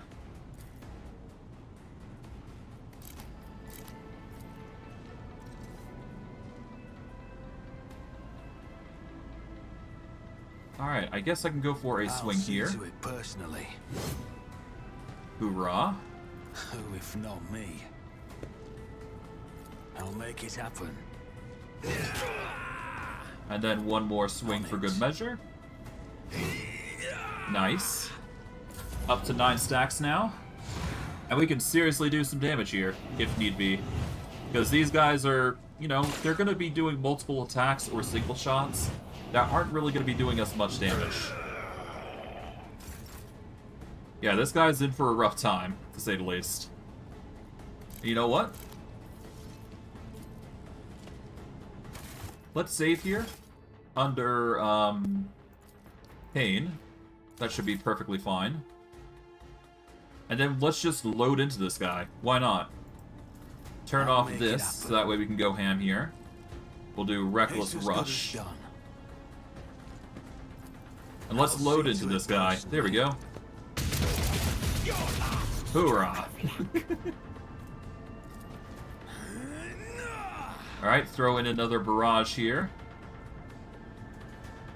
If we do it this way, we can start targeting this guy as well.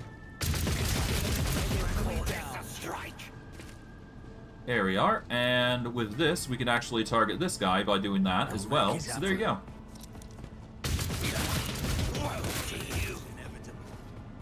Nice. We've now got a relatively decent set of stacks. We can do a bit of a reload here to get some extra damage in, but other than that, we should be fine. Carnage beckons. Alright, we dodge here. Are mine now. Oh, Kabbalite Warrior just decides to stand straight up in front of the face here. Only decided to hurt his ally as a result. Interesting choice to go into melee here. Alright, let's activate Revel and Slaughter here.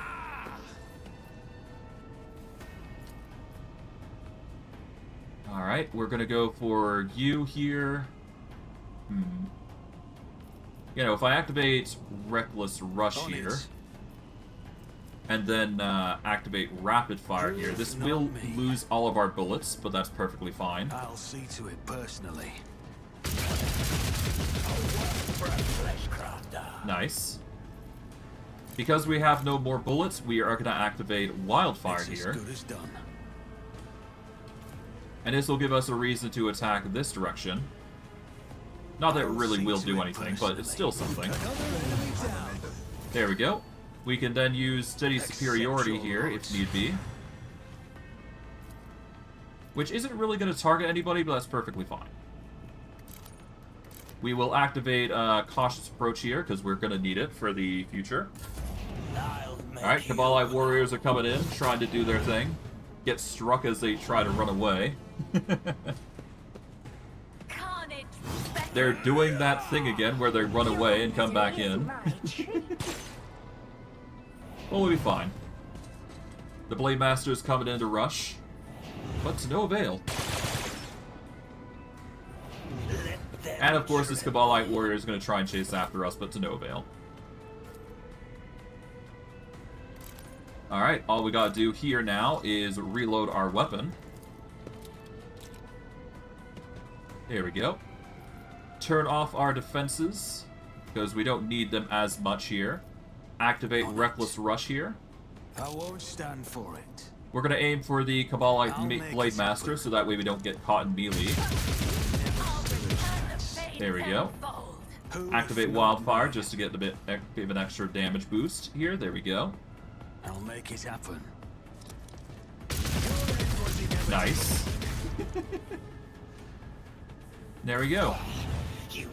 Kabbalite Warriors are going to try their thing.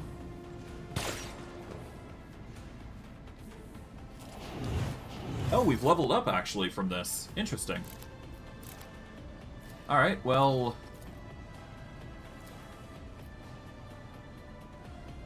I see no reason to hesitate. I'm going to activate Revel and Slaughter just to increase our stacks of crit, because critting is always nice for I'll us. see to it personally. Consider this a taste of what's Alright, to come. bada boom. Oh god, okay, we'll activate Reckless Rush here, just to get our damage output Let's going. make some opportunities.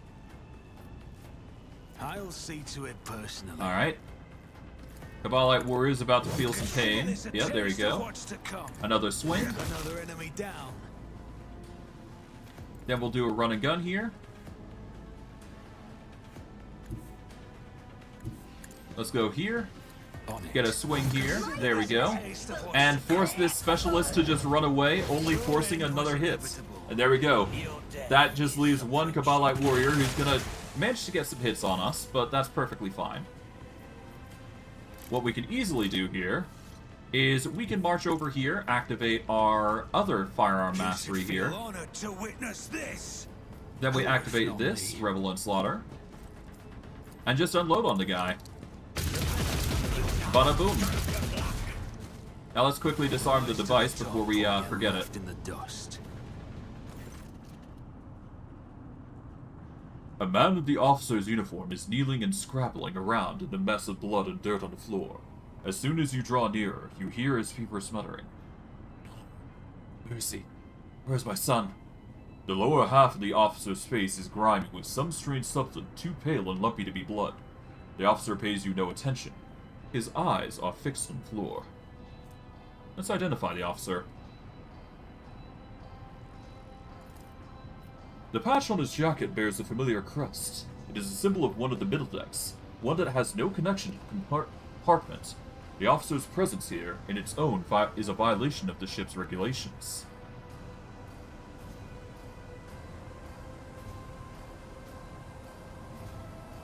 Examine the officer's face. You take another step toward the man and peer at his face. Blue veins bulge under his scab-mottled skin, and his bloodshot eyes are darting in every direction, sometimes rolling back into his head that only the whites are visible. The strange stuff covering the officer's face is lumpy pink, slime mixed with blood that is streaming from his disfigured nose. Your crew is not stationed in this section. Explain yourself. Something shifts in the officer's expression, and a feverish gleam in his eyes goes out. Tactius, my boy. Swamp devils dragged him off. I'm where I'm supposed to be. I'm looking for my son. The Emperor's valiant guards came to save my boy. Showed them where the swamp devil dragged Tactius. I led them right here, like they asked. I'll make short work of the nest of those beasts, and I'll keep looking for my boy in the meantime. Master, will you help? The man's face contorts to a monstrous grimace, a mixture of pain, hope, and madness.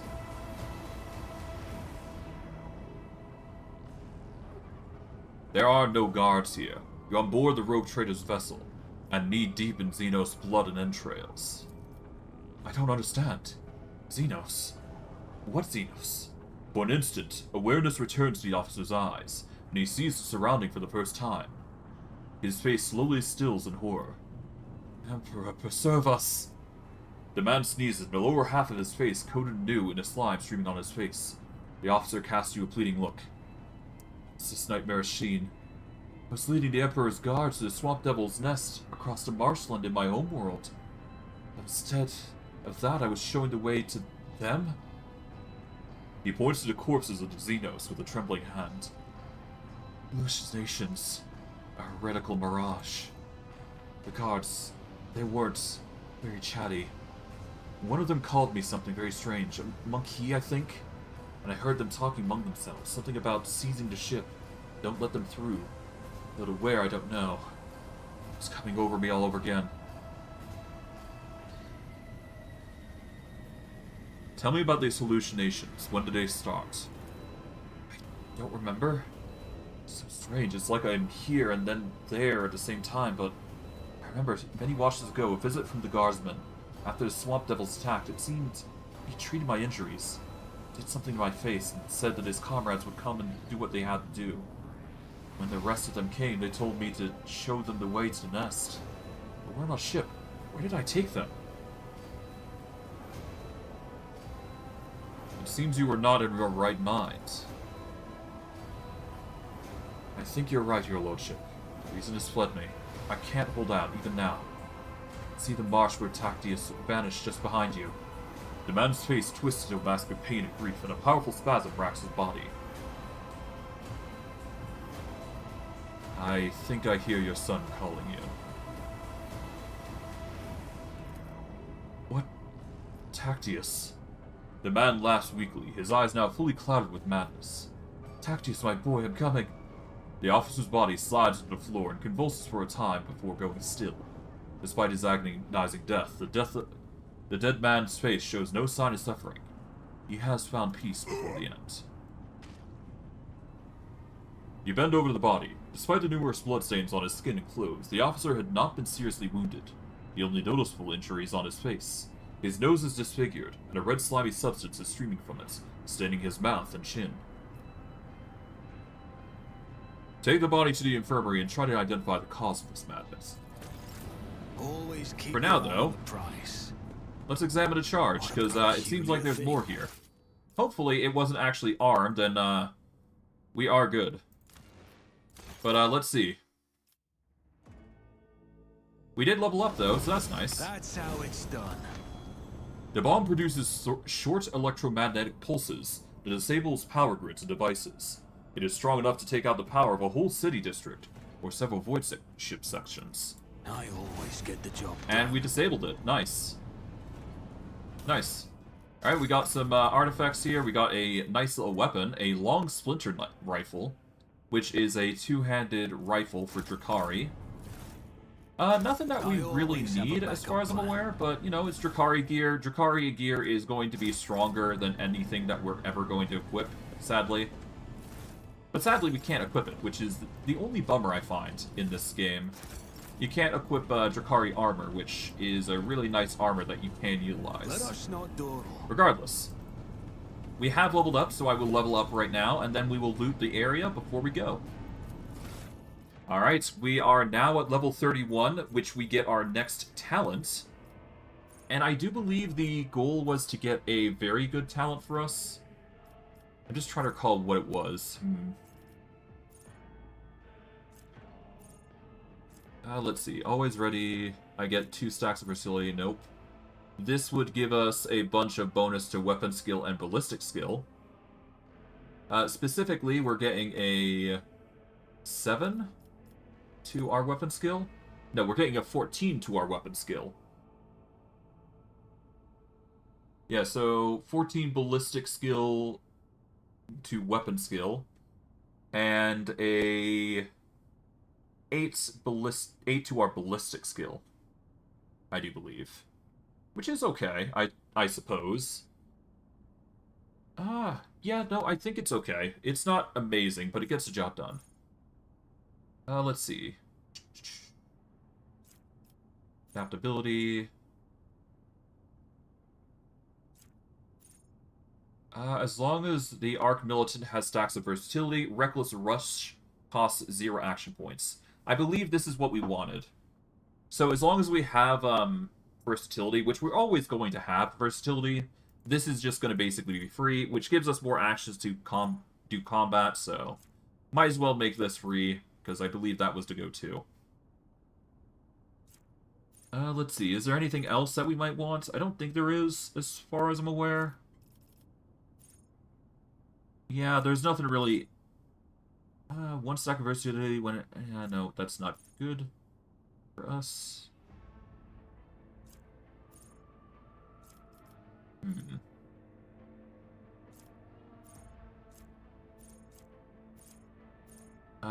Nope.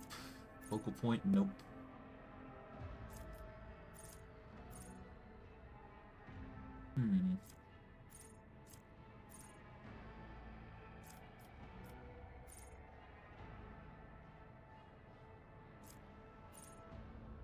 Oh, no, I wanted Survivor, that's it. Using Cautious Approach also grants the Arc Militant temporary wounds equal to 10% of the Arc Militant's maximum wounds. So, every time we're basically getting 6 wounds of temporary HP. Every time we're in Survivor mode. So, yes, it won't apply too heavily, but it will still give us a boost, and... I mean, the more wounds we have, the better. So, there you go. So once we get more wounds, we're basically going to be unkillable, to a certain degree, anyways. Or at the very least, we'll have enough to be durable enough to outlast whatever comes our way. To a degree, anyways. We're gonna go down to here, grab the loot in this closet here, which is 100 tech use. I'm just glad we managed to deal the enemy before it became a problem. That's nice.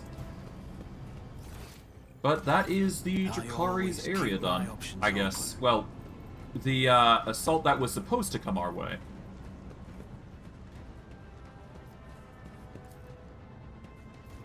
Alright, to the Void Ship Bridge. Let's go back. At least we'll be able to figure out what's going on, and we're going to have to return to Dargonus in a bit, but otherwise we should be fine. Certainly, things are going crazy now.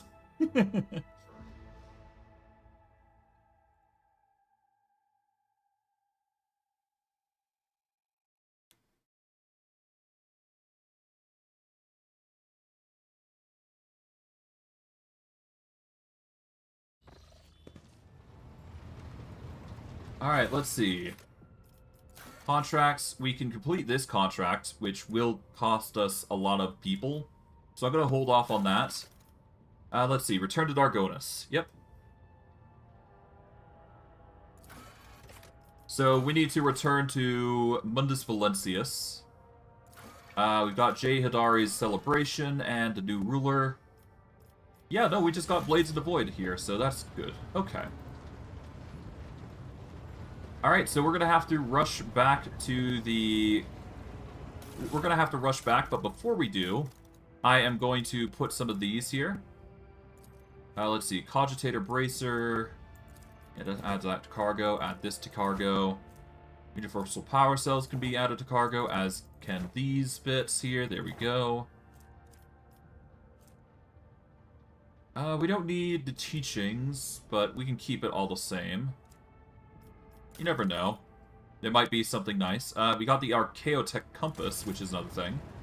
But I'll worry about that later. High Fact Forum. I would like to order the shipping and transportation of some goods real quick before we go. Imperial Navy comes first, as is natural. Pass over some tradables here. We get the Ultimo Array, which is a very good array here. It's going to give us 15 extra crit chance. Alright, we are at maximum reputation with the Drissus party, which is good. That means we don't have to upgrade them any further. The Explorators would be next on our list, I do believe, so that is who we are going to send tradable goods to. We're going to grab everything here, naturally.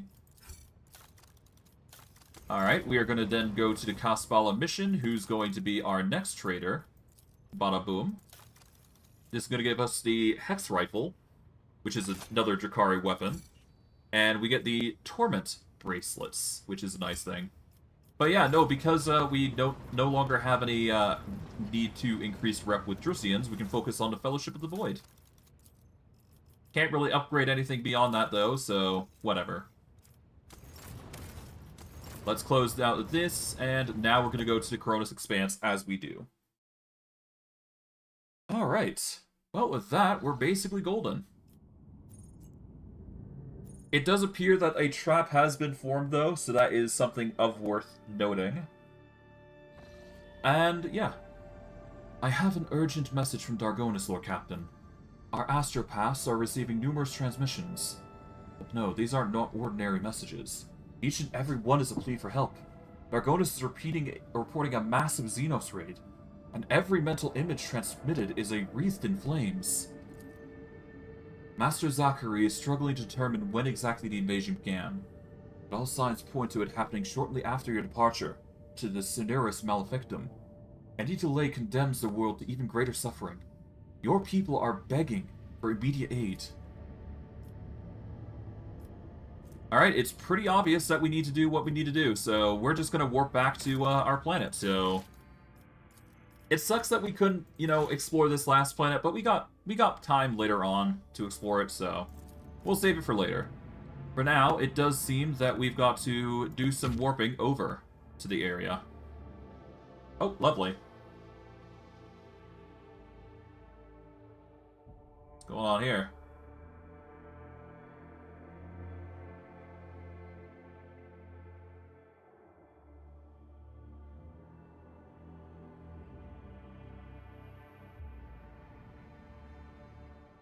This is interesting. Let's see.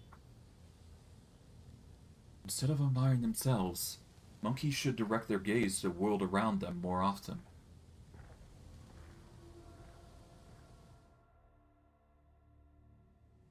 Okay. Interesting.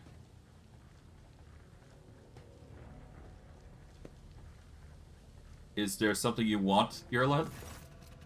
Taking careful steps, almost without a sound, Yurlet examines the study's interior, raising her brows in surprise and muttering something to herself in the Aeldari tongue.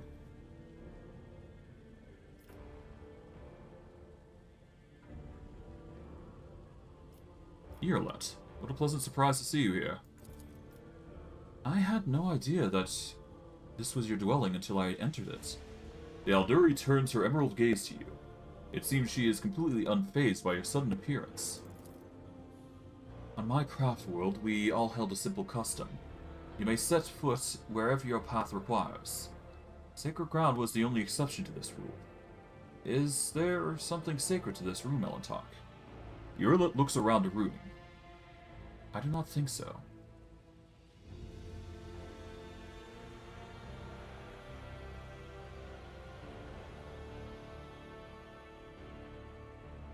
How did you manage to slip past the enforcers? You know I avoid your kin and their obsessive attention. It was fairly easy to distract a couple of monkey and slip past them. Meeting your eyes, Yurlet nods in understanding. I suppose this is not pleasant news to hear. You do understand how suspicious this looks, yes? Only in your eyes, Elentok. But knowing how fearful and mistrustful your species is, I suppose I should have foreseen such a reaction. I am somewhat surprised, but I'm not opposed to such visits. You may come here anytime you like. Do I need permission to do so? But is your entire world contained within this tiny metal cage, Elentok? Your ship, these chambers, they are but a speck of dust, an island, a temporary shelter in the world that is far bigger and more expensive than... Well, enough of that. Now that you are here, I wish to speak to you about our agreement. I have traveled through the Vale many times inside your steel-winged bird, and every time her voice torments me, trying to drive me mad.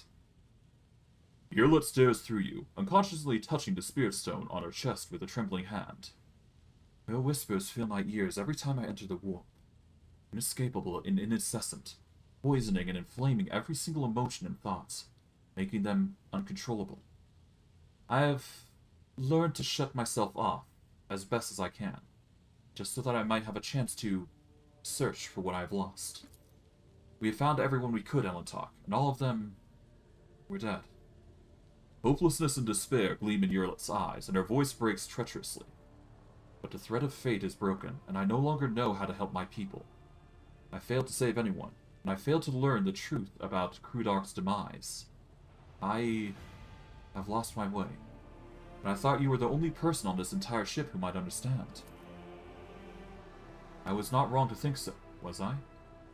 For a moment, a sad smile flickers on Irlet's face, and her voice rings with agonizing doubt. No matter what, you try to keep your promise. Even if your species love to stamp out any life form they find undesirable. Do not give up. You'll find what you're looking for. What is this, Elentok? Constellation. What do you...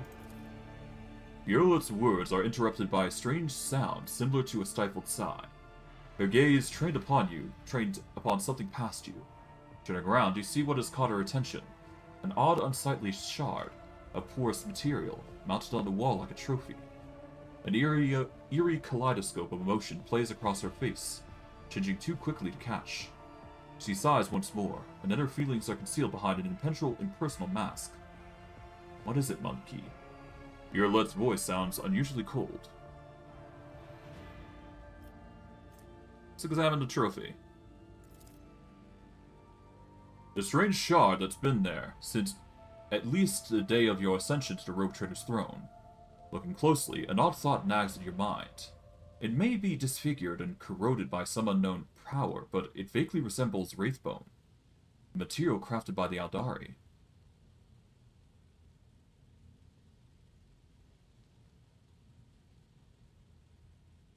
Something has changed. It's as though you've cut yourself off from me, Irlet. What's going on? Irlet looks at you, her eyes devoid of every emotion, every shred of life and warmth that you previously held them. You are observant, Elentok. How unusual. There's no need to trouble your mind with conjecture. I've inflicted enough of my unbridled feelings upon you. But I am in control again. Enough. I've lingered here for too long. From now on, I will avoid entering places you prefer to keep hidden from me. Interesting. That is sure to, prove interesting. We'll have to see how that pans out, but, hopefully it's not a bad thing. Hopefully. Being a keyword. Alright, but we've warped here. We now need to warp over to here. And then we need to go to Mundus Valentius, which is the last bit on our travel here. And doing these sorts of things is required because the game likes to nag at these sorts of things. And it can be quite stressful when you're dealing with time restraints. You can never be too careful, essentially. Regardless, we are going to repair our ship. We have everything set up. I'm going to save here before we go any further. Because this is going to be one big fight, I do believe. Alright, so first, before we go here, we're actually going to go to our posts here to upgrade. We are going to upgrade Warp Wave, I believe, because I do believe this increases the damage that we deal. Let's see. 25 to 30. This is 15 to 20. Okay, so we deal 25 to 30% of the ship's missing hull, essentially, in damage. I don't think I need to elaborate how useful Warp Wave with an upgrade is. It's basically automatic damage, so we're getting that upgrade because it's really useful, so that's why I'm going to go for it. Never hurts to have. Alright. Off to our next adventure. Let's do this. I completely forgot to add my new array for a weapon, but whatever, Finally, it's fine. Some real action. Alright, we are dealing with some high-class shenanigans. We got some destroyers on the behind, but that's perfectly fine. We are going to make an effort to go and deal with this weapon as soon as possible here. We're going to go straight and make sure we get as close as possible here. There we go. I won't be able to reach them, but I can certainly shallow jump here. I'm going to set up a few missiles here, and let's just unload into this Dark Mirror Light Crusader. Or Cruiser, rather.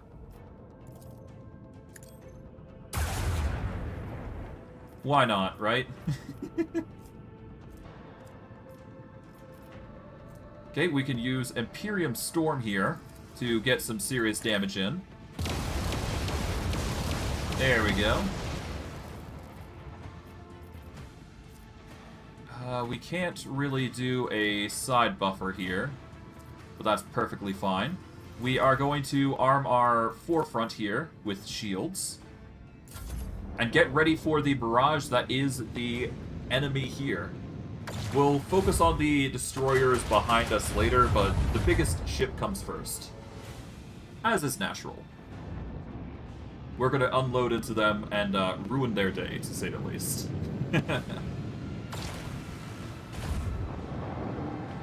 We'll leave the sword class frigate to dealing with those two, because they'll be easier for them. Alright. Dark Mirror Cruiser comes in, summoning some units. They're in for a rough time, to say the least.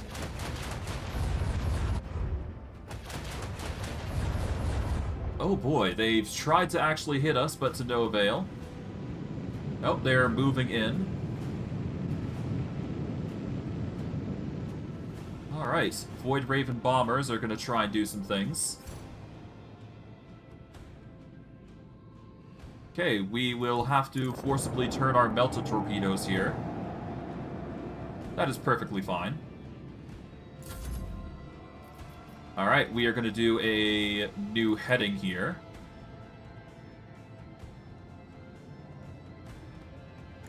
Gonna face this direction here. There we go.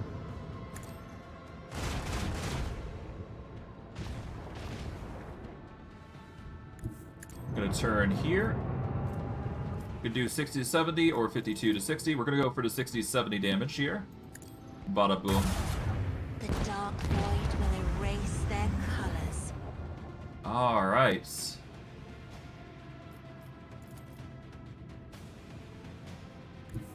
We're gonna move the melted torpedoes a little bit further here.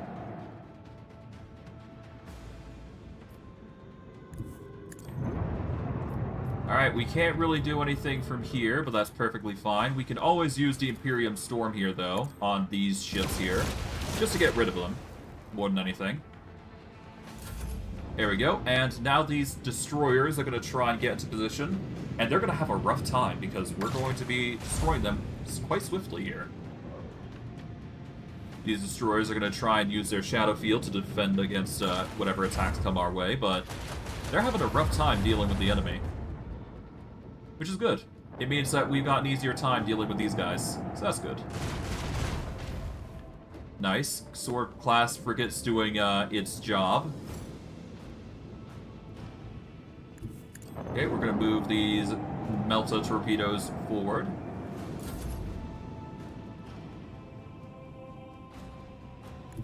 Okay, we are going to set up a missile here. Alright, Sunhammer is going to go ham on this Dane Destroyer. We are going to move up to here. Do a burst here. And then just flip the ship. Boom. Done. And that wraps up the combat. Barbaric display. I am surprised we survived. A barbaric display. Okay. Okay. Well, I guess that's something. Alright, we're going to, yeah, we're gonna save here, because, this comes first, I guess. Dargonus is not gonna have a fun time if, the Drukhari are here, though. Alright. Von Valencia's palace. Nobody needs to come along with us. Let's do this. Time to commit some violence. Some typical, but very well-deserved violence.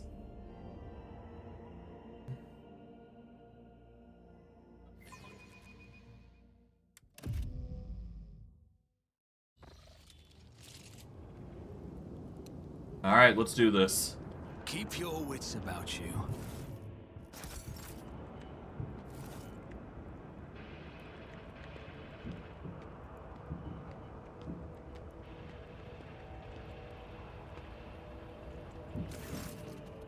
Clementia is looking a little disheveled, but her appearance has otherwise remained unchanged. Her steely gaze and tightly pressed lips speak for perfect composure. Praise the throne, your lordship. You're here. Your subjects need you more than ever. Yep, we made it to Dargonus before it could be devastated by the Drukhari. Dargonus has been hit by a mass Xenos attack. The fleet's resistance was broken in mere hours. Then the invaders commenced a planetary raid. The planetary defense forces were able to hold the inner perimeters of several cities. 2 of the attacks were stifled on the approaches to settlements. But the fight continues, here as well in the Von Valencia's palace.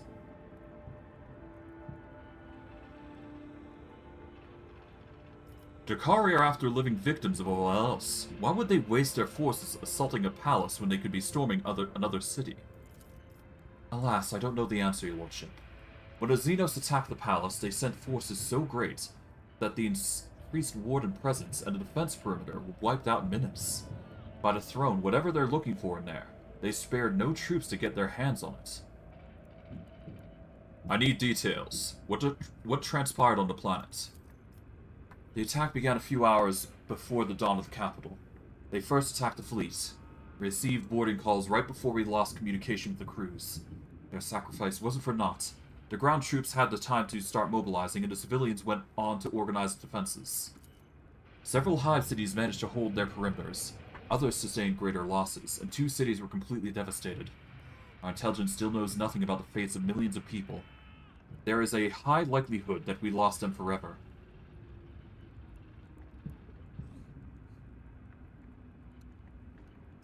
You did all you could. Xenos are dangerous opponents. Thank you, your lordship. But once the battles have concluded, I would still like to launch a large-scale inspection on the defense forces. Our losses are too great. I want to make sure that this is all due to the accursed enemy's superior numbers, not traitors in our midst. Where is Governor Drivestem? The governor is currently protected within a well-fortified bunker, as are all the heads of the other noble houses. Still, each family has provided all available resources to defense of Dargonus, or rather, the defense of their respective regions. What's the current situation? The PDF is in the process of exterminating the enemy forces on our planet. Extra batteries have been assigned to the assault on the palace, but without a strike force that could make it inside, we won't break their resistance. I have a feeling that the palace is the anchor point of the enemy's raid. Our Vox engineers are registering unknown signals coming from your residence to other areas on the planet.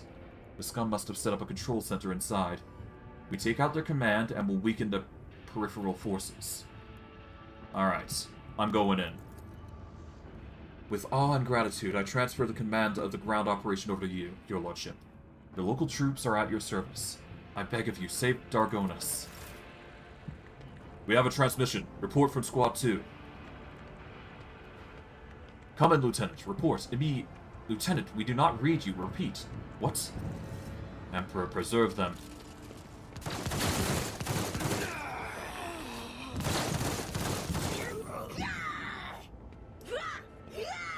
Sounds like a time for, combat. Attack! Whether Emperor and the Road Trader.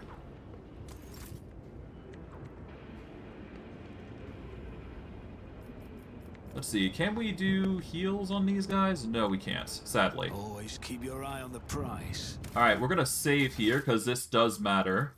Well, not really, but it will help.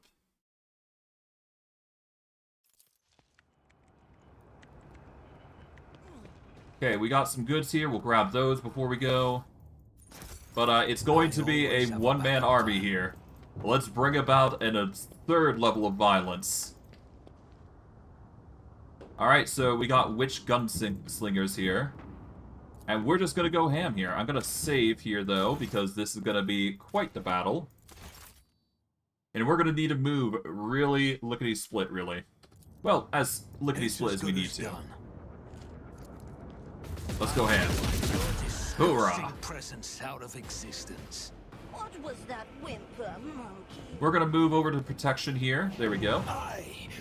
These guys are going to start moving to try and get some combat in. Monofilament grenades are not fun, but, you know, it's there. Bow to me. Okay, they're going to start attacking us in melee, as expected. Weapon at the ready. You call this a strike? Follow my lead. Let the true master inflict the pain. Alright, we're going to go for combat here. We're going to swap over to a sword and board style here. Alright, we're going to go for a combat swing. If I do this... Yeah, so if I go for a swing here, I can get 3 stacks instead. If I do a swing like this, I do wildfire to get a brutal strike off. I'll see to it personally. There we go. That'll deal even more, and then we can follow up with another strike here. There we go. Alright, that's 3 stacks. We can activate our cautious approach here and get some defenses on top of it. Even get a small barrier on top of that defense, so that's nice. We're gonna have to play melee for a little bit, but we should be fine. The enemy are not gonna have a chance to be able to resist what I'm about to do. So this will be interesting. Your misery. To see how the witch handle us, because they're gonna be in for a rough time. Nice try. The Wardens are going to come in, do their burst fire shenanigans, which is nice. That will mean that the enemy is going to have a rough time no matter what, so that's good. Headatrix is going to deal with them, sadly, but that's perfectly fine.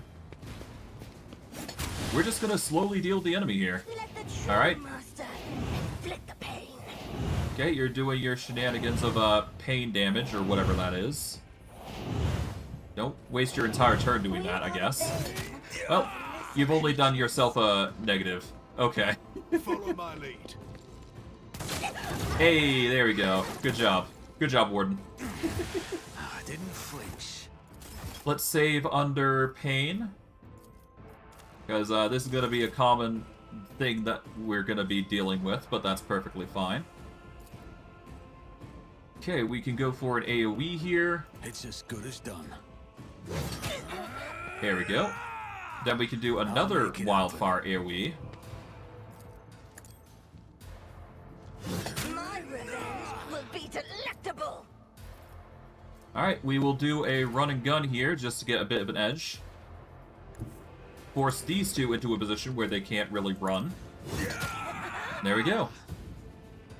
That should be good. Bow to me. They're gonna have a rough time trying to run, but yeah, no, we should be fine. My soul hunger. Yep, they're gonna start trying to, My well, they're trying to do runs, which is interesting. Make you howl. We'll be fine, though. We'll be very fine. Stay vigilant. Ooh. You will pay for this. Nice try. Okay, so they're doing Purettes, which basically prevents them from taking attacks of opportunity. But that's perfectly fine, because we're just going to be really reeling in damage here, so whatever. The allies are a welcome change from what we usually deal with.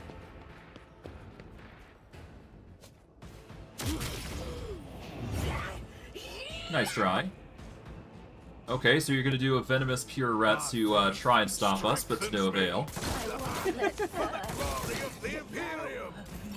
Thank you, Random Warden. You have given me the opportunity to just take off Cautious Approach temporarily,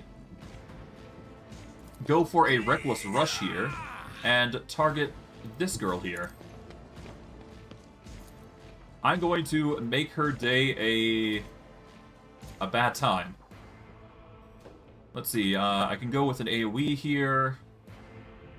Now, let's go for a single strike here. Alright, there we go. Area of effect here, there we go.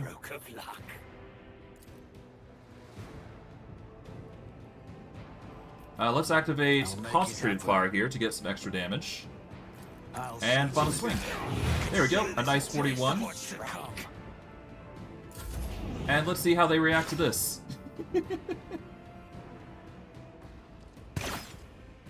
Sergeant's doing well.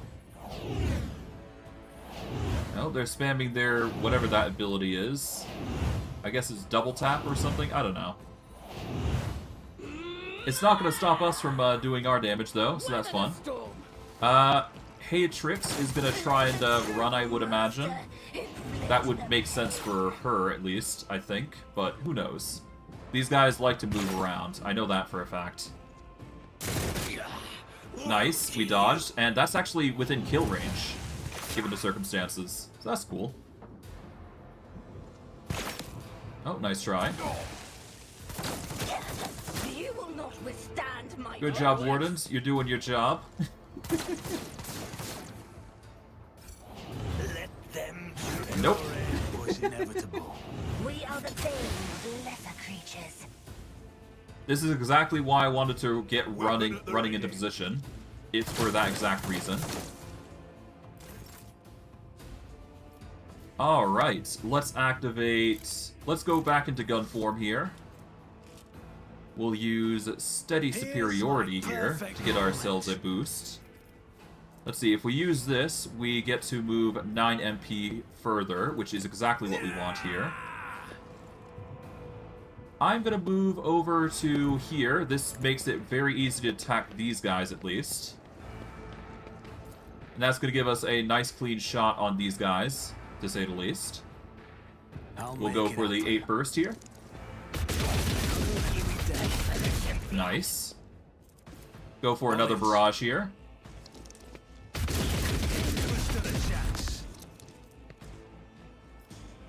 Alright, we can revel in slaughter if we so desire, but I don't think that's the right choice. Although I will do it anyway because I like the idea of it. Because this will give us a bit of a boost here. We are going to target... If we target that one, it's going to be a bit dangerous with that guy, so we're going to focus on...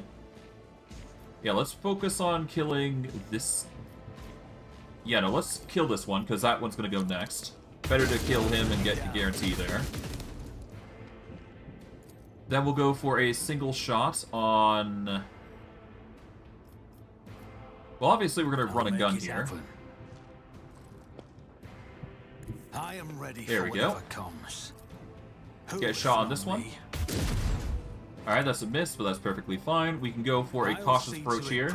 Be on the defense, as it were. And before we go any further, we're probably going to want to swap to a sword, just in case. Moving out. Assuming they decide to, you know, use that, but I digress. We seem to be raking in kills here and there, so we're doing fine. My mastery is We just need to pursue faster and harder.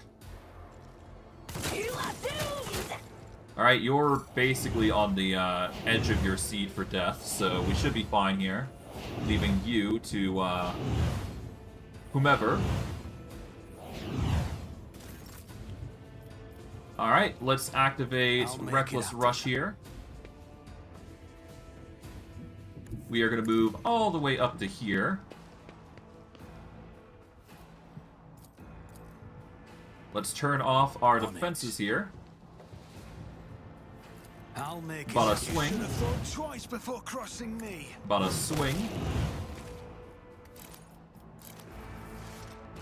Activate wildfire here. Done. Bada boom. Done. And that's how you clear out one of the areas with extreme prejudice. I do believe that's how you reference the term, but I digress. Hecatrix got demolished. Got some nice, you know, Drukhari blades. Not that we can really use it. We can dismantle this and get some tech use, or get some tech use stuff out of it. Let's see what we find, because I'm curious. Let's see. Success is the only outcome I accept. We get some crack grenades from it, for whatever that was, you know, disabled, of course. Many more things where that came from, I would imagine. Burning and blood. Yep, Keep your predicted wits here. about you. Anything else here? Not really. We'll move over to the other side here, just to be sure. Got tech use here. We're going to save just to see. This guy is probably going to be needing our help in a minute, so we'll deal with him in a minute. But first... That's how it's done. Let us not dawdle. let's examine the area here a little bit. The Whites are having a rough time, to say the least. Always keep your eye on Alright, the anything prize. around here worth noting? There is a trap here that we should be able to disable, I do believe. Let's save here just to make sure, because every little success means more experience for us, which is nice. And we should be good to go. Just as I planned. Nice. Alright, anything Always here? Keep Nope. my options open. That's perfectly fine. We can explore around here, see if there's anything. Notes. So far, nope. There is the body here, so we'll have to investigate that. Nice. Rise to the Alright, top. so we got I'll the get warden left in here. the We'll have to dust. save here before we go any further. Let's see what this warden is going on here, because he seems alive, at least. The bloody soldier lets an incoherent moan, touching his mangled face. Success is the only You lean over the outcome I soldier, accept. and you spot the armed mine hidden under his body. Alright, let's attempt to disable it. I always get There the you job go. done. The warden mutters words of thanks and holds an Is object there for us money to to be take. made? And we get the Protector of Faith, a dogmatic adherent weapon. Unfortunately, we cannot wield this, but if we could, we would. Keep Because it your is a wits nice about little sword weapon. Sadly, we can't because This we're is not a intriguing. swordsman, so that sucks. It's fine. We have many options for weapons in the future, or coming into the future anyways. Alright, we'll save here. Not what I was hoping for. Let's load again. I wanted to disarm it, as you can imagine.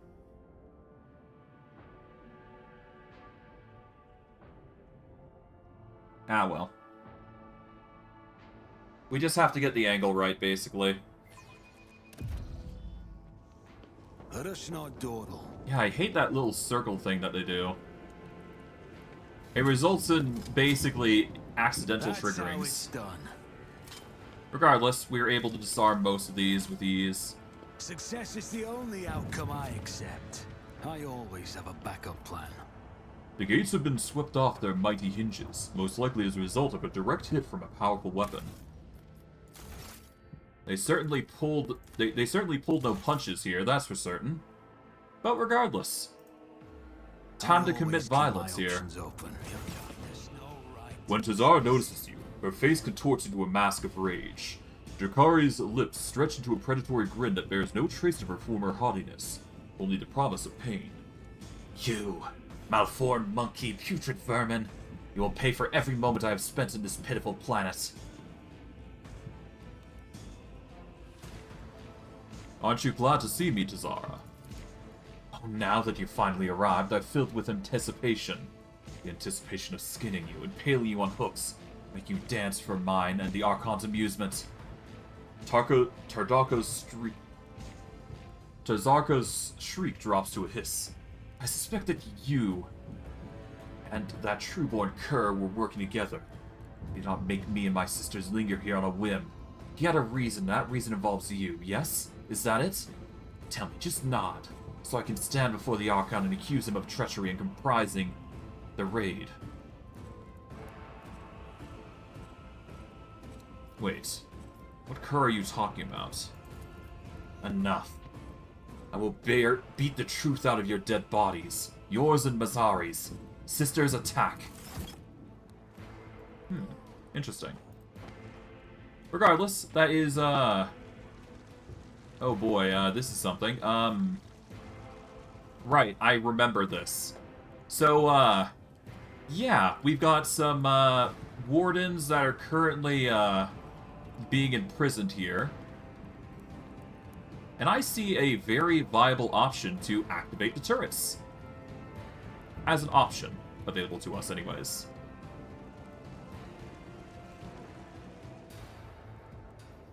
So here's what we're gonna do. We're gonna go over to here. I'm gonna save here, because this does matter, because I'm not sure whether this will work or not, but we're not gonna be saving everybody. I know that for a fact. That is unfortunately not something that we are capable of. We can save here, though, and I am gonna save over here, so that way I can activate this. Or try to. Okay, we're gonna move all the way over to here.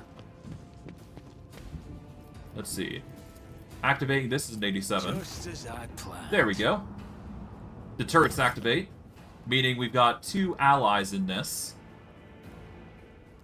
Now let's see, can I target these guys? No, I cannot, but that's perfectly fine because I can reckless rush here, which will increase our movement by a significant amount.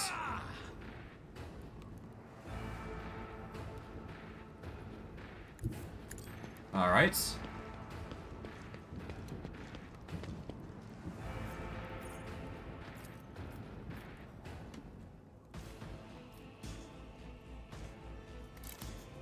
If I swap to a sword, I can certainly do more here. If I run and gun, I can go even further here. Right here specifically. And by doing this, we will get a nice cleave here. And if I activate Surefire Plan, this will increase our damage even further. I'll have to pray this is enough, but honestly I highly doubt it, but we'll see. Pain comes into play. We're certainly not going to be saving everybody. I know that for a fact. But we can certainly try.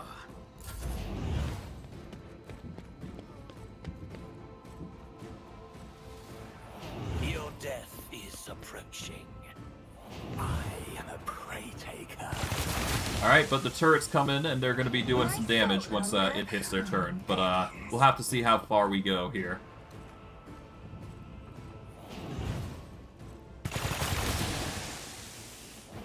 I guess it depends what the turret does. Hold on. Oh, the enthralled marauders are not even actually going for them. Okay, good. So it's not exactly something I have to worry about. The warriors are going to be doing their own thing, which is good. It means I don't have to worry about people being executed, per se. The turrets, though, are not going to be on the good side of things, but I digress. Yep, they're going to start doing their thing. Out of my way. Yeah, you're going to get bleed, but we'll be fine. Yeah, they're trying their best to get rid of the turrets. The turrets are thankfully just lawless individuals that are going to cause a ruckus no matter what, so that's good. Let's make it quick. Alright. Oh, there goes one of the turrets, sadly. Rip, but that's fine. They're enough of a distraction for one turn that it should be fine. But I digress. Are mine now. The Balites are really trying to get the turrets wrong, gotten rid of. But yeah, we're doing fine. I'll make About a it swing. happen. Your end was inevitable. Alright, and we're gonna use Wildfire once more here. There we go. Another enemy down. There we go. And then we are going to activate Cautious Approach if I haven't already activated it. I have not activated Cautious Approach yet, but I will still activate it all the same just to get our boost in. There we go. That is going to boost our dodge up to 125, which is good. And Zara is going to try and get at us, but to no avail. Ow. Well, I guess to some avail, I guess. They're in for a rough awakening, though, because I'm about to ruin their day with combat. Yeah, their parries are not going to be enough. Bow to me. Your misery is my treat. Miss. Yeah, there you go. You're doing your pirouettes, as expected. Horror awaits. Nobody escapes us. Hold on. I'll make you howl.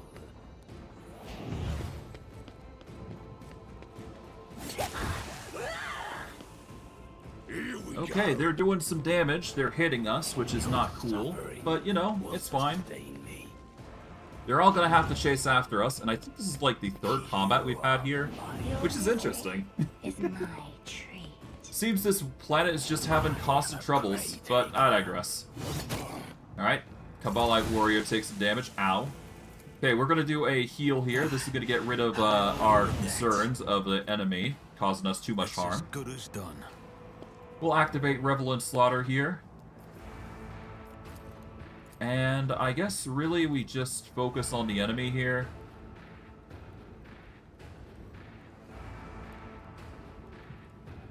Yeah, here's what I'll do. I will focus into doing this here. I'll see to it personally. Given these guys can't really be targeted, that's perfectly fine, and it gets the job done all the same, so let's play it defensively here. Ow! Still standing. Not a fan of Zara, though. That is going to be annoying, but it's fine. Let them tremble. We will live. It's just going to take some time to get our stacks up. My artifact Ow. is uncertain. Assuming we actually survive long enough to do that. Because, of course, Zara is going to be annoying to deal with. Ah, well. Now that I know that the stacks won't affect us too heavily, it should be fine to just... Well, as long... Now that I know that the people aren't going to be affected too heavily by our actions, it should be fine. Alright, well, regardless, concentrate fire here. My gut tells me it's. And I guess I'll just go for the Enthralled Marauder here. No, nothing too crazy. Activate this for a defensive boost here. That will have to do. And we'll just have to hope the Zara isn't gonna ruin our day. Because it's gonna start rushing us, I would imagine. Death is approaching. Nobody escapes us. Okay, hopefully this speeds up, though. Oh, I can hold space to speed things up, which is nice. I did not realize I could do that. That's convenient for us, because this will speed up the combat a little bit, because there is so much things going on that, On my way. as you can imagine, it's not a fun experience. Let's get to it. Ah, well. We'll be fine. These guys are gonna do their shenanigans. Yep. On a boom. Hold on. Yep, they're gonna keep attacking. Yep, as expected. There you go. Yep. Ba-da-ba-ba-ba. Nice. Alright, there we go. It's now our turn. Okay, so... I did a single target strike, so I can do a multi-target here. Inevitable. And then I can do a wildfire here to get another AoE attack here. I'll make it happen. I don't get everything there, but that's perfectly fine. We're gonna save here, because this goes under pain. And of course, we just got to avoid the attacks from the girl down here. Or rather, the Tazara here. Tazara's gonna be a nasty little thing here.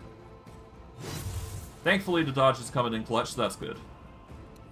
Pain is all. You just gotta keep stacking. Alright, let's just hold space, and we'll keep rushing the combat here, because that seems to be the issue here. Ow. Take a hit there, that's fine. Your misery is Alright, miss coming in clutch, nice. Here we go. Yep, there you go. Combat's going crazy, there you go. I'll make you. They're really trying their best. Okay, they managed to get a hit off, impressive. I am a prey taker. my soul hunger. Nice, okay. There we go, it's my turn now. Okay, so I'm gonna go for an... Let's go for a single strike here, there we go. Then we will do a heal here. Forget this. Then I will follow up with a wildfire. And I'll go for an attack like this, I guess. See to it. Another enemy down. There we go. Then we get steady superiority here, which is a nice little ability here. This will give us a chance to attack the... I guess the gunner, at least. There we go. For a flesh crafter. Alright, now we save here. We're up to 6 stacks, which is really good. That's going to help us a lot in dealing with most of the enemies, and our defenses are going to carry over as we do. I am worried about Tazara getting, yep, absurd strikes like that, because she is the only one that's really doing the biggest harm here. Escapes us. Of course, I will try and outlast them, but we'll see. It really just comes down to these strikes being really hard to dodge. To me. Thankfully, the parry's going to come in clutch for most of it, so we'll just have to hope. Your suffering. That's really all it comes down to. Me. Hoping that we're not going to be decimated here. Let them tremble. My soul hunger beckons. Alright, parry's coming in. Nice, good. These guys really are trying not to get in my range, which is interesting. I am a prey taker. It's no big deal. It's no big deal. We'll be able to overcome these enemies with, you know, given time. You've unleashed my. Yeah, I mean, they're doing things like that, which is silly. Alright, we're gonna heal here. Debt. If we revel in slaughter, we're gonna get another stack here, which is nice. Okay, if we go for a single swing here, this will reduce... Yeah, we don't get that, but that's perfectly fine. We can then do an AoE here, get our stack up to 8, which is perfectly fine. And we'll have to save here and hope that's enough. I do believe we will be quite stacked on AC, though, so that's good. Just to confirm, we are at a 170 dodge with an 83 AC.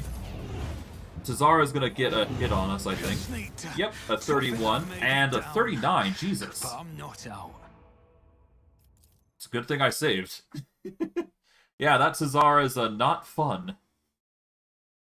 It's a good thing I saved when I did, though, because otherwise we'd be dead. And we'd have to start the combat all over again, but whatever. Alright. Okay. Ow. Ow. It's not over. Holy hell, okay. Hopefully that's not gonna be, like, guaranteed hits, because if that's the case, oh god. That would explain why she'd be kicking our butt, though. Alright.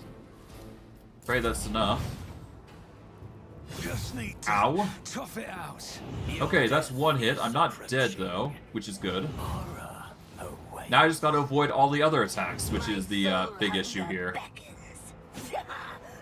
Dodge coming in, okay. That is absurd. My soul hunger beckons. I may be Ow. down, but I'm not out. Yeah, no, if I can avoid her, then it's basically good. I'm not sure why she's able to hit me so well.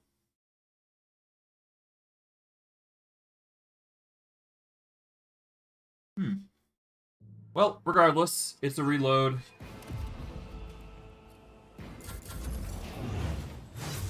Okay, that's a good thing. That's a dodge. That means we are going to survive most of this.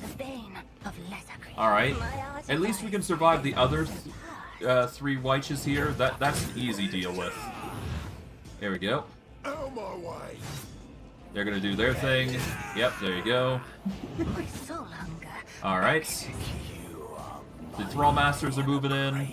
Everybody's literally moving in to try and get a hit on us, but to no avail. That guy's dead. Alright, we're gonna save here, because we really need to deal with these guys now. Save under pain. Okay, so the issue is Zara, obviously, but I mean we can't really do much to her. Like she just has a good ability score. Like we can't really fix that. What we can do is just stack the odds ever in our favor. I am curious as to what she's rolling to get the attacks on us. So give me a hot second while I open this up a little bit. Let's see, we want to scroll all the way up to my previous turn here. Power from Pain.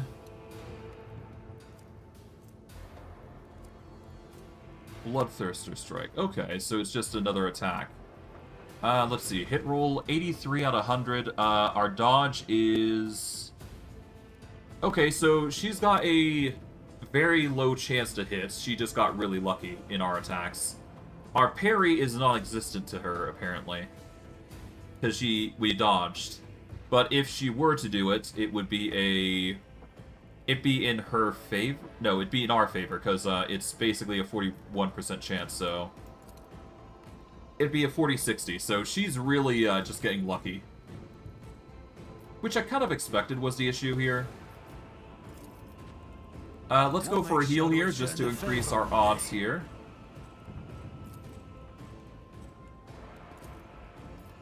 Alright, let's aim for a slice here.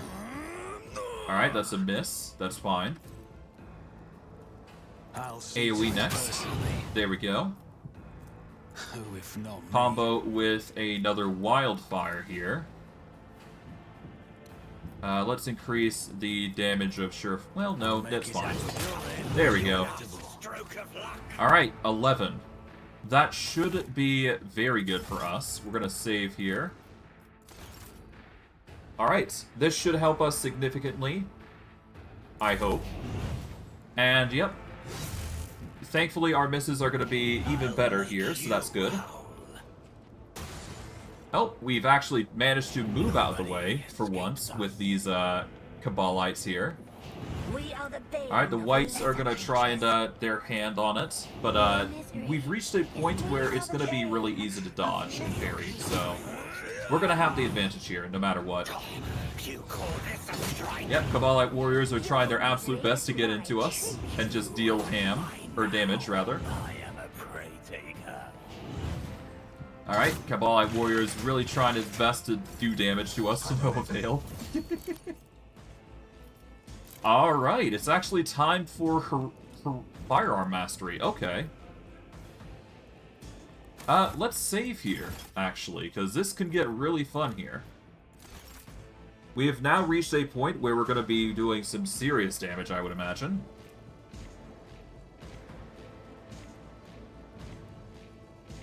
Alright, we're going to activate Revelant Slaughter here. Let's completely turn off Cautious Approach here, because we no longer need it here. Let's activate Firearm Mastery.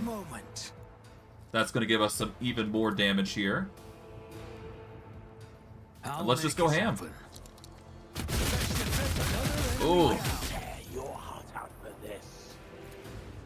Alright, 62 here. Alright, activate Wildfire here. They are not in for a good time, to say the I'll least. see to it personally. You never stood a chance. Your end was inevitable. Alright, there you go. And now for you three. On it. Hoorah!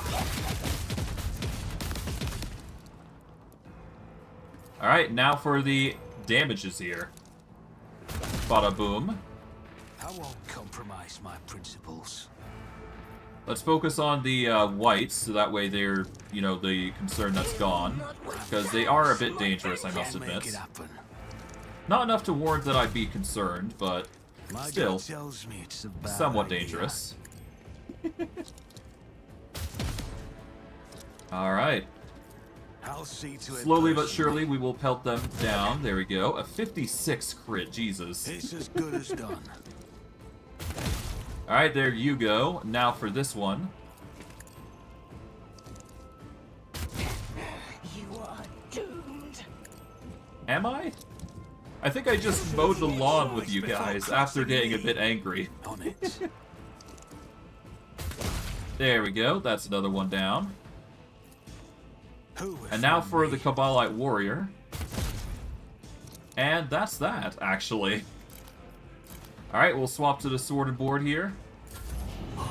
Now that we're in position here. Kabbalite Warriors are probably freaking out now. I did, after all, slaughter their entire force here. With relative ease, no less.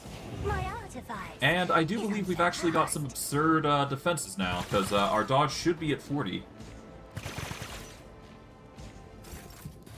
Yes, our dodge is currently at 150 because of the Mantle of Heroism, bringing it up by a 40 margin, which is nice.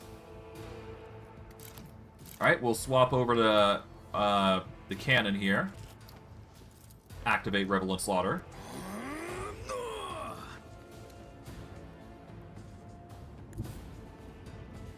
Let's go over to Taking here. Calculated risk is in my second nature. Alright, I'll make first it happen. attack here. You never stood a chance. Nice. Alright, a burst attack on you. It's as good as done. You've unleashed my fury. Alright, let's do Wildfire. Let's throw an attack on you, I guess. Your end was inevitable. Alright, there we go. And one last one for I'll good see measure. to it personally. Bada boom. You never stood a chance. Oh, that's fun. It's always fun just doing a mow of the lawn here, to Rise say the to least. the top or get left in the dust. Alright, you guys. Get out of here. Get on defense here.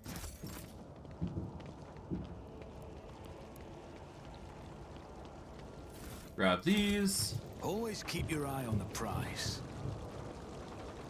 Grab the wardens here. There you go. Yoink what we can here.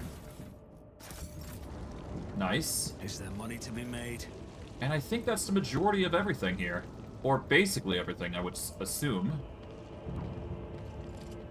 Yeah, no, the warriors are basically gone. There's a few things here and there, nothing Another too small crazy. dawdle. But I digress. Break up the rubble. I guess we can check what's going on there. But yeah, no, we're doing really well here. Impressively so. I always get the job done. Poor guy ended up dying, it seems. I don't know what happened to my... Oh, there we go. Oh, so that... Okay, so you can reveal and hide the loot I manager that always way. keep my Interesting. options open. I did not know you could do that either. That's... I'm learning new things as we go. That's fun. The turrets served us faithfully well, though, so that's nice. I'm glad that they did their service quite well. Keep your wits about you. I think that's basically it here. Now, we just gotta go into our home and see what we've encountered here. Or see what's going on, really. Because the Drukhari have gone a bit too far.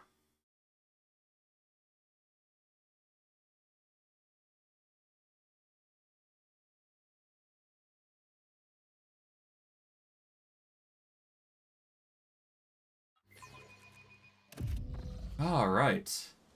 I always have a backup plan. Hello, Servitor. Servitor appears unharmed and completely indifferent to the carnage unfolding around it. Kind of ominous given the circumstances, but, you know, whatever. Rise to the top, or get left in the dust. Alright, let's hop up to here. A lot of chaos happened, so we're just going to do a quick, few jump checks here and there, just to get the, you know, things done. I just want to get them done so I can, you know, get the experience for them. Just as I planned. Nothing too crazy. Alright.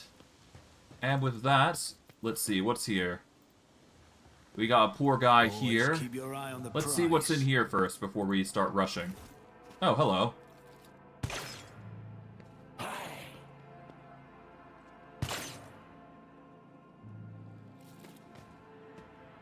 Xenos scum! You don't belong in this galaxy. You'll suffer exquisitely.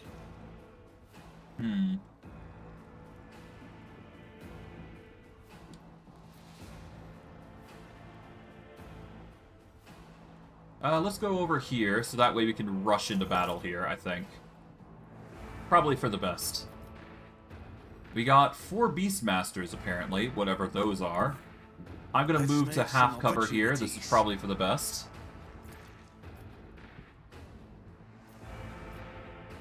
Alright, we're gonna go for a barrage assault here. That is right. Yeah, I guess that is. Why not, right? I will tear your heart out for this. Alright, wildfire here. Hopefully Achilles Scalander isn't gonna get killed here, but I'll see to it if personally. he does, I can't really stop that, sadly, so You on the we'll just hope he's gonna survive. We'll see. Yep, he's dead. will sustain me. Sadly can't fix that. You are mine now.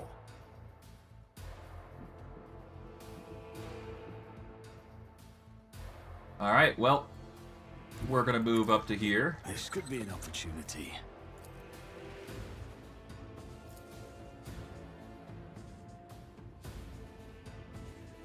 I don't need luck. I have Alright, strategy. we're gonna go over to here. We'll aim with this direction in mind.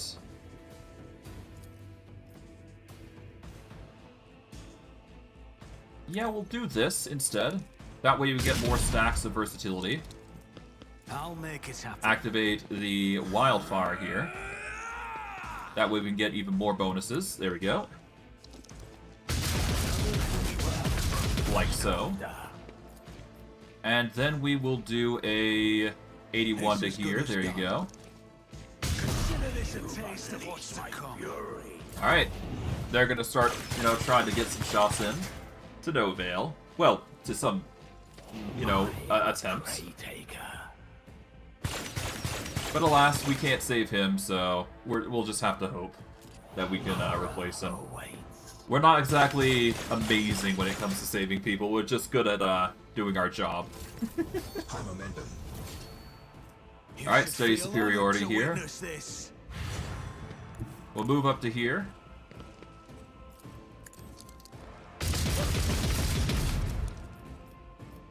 Alright. Shot here, there we go. It was inevitable.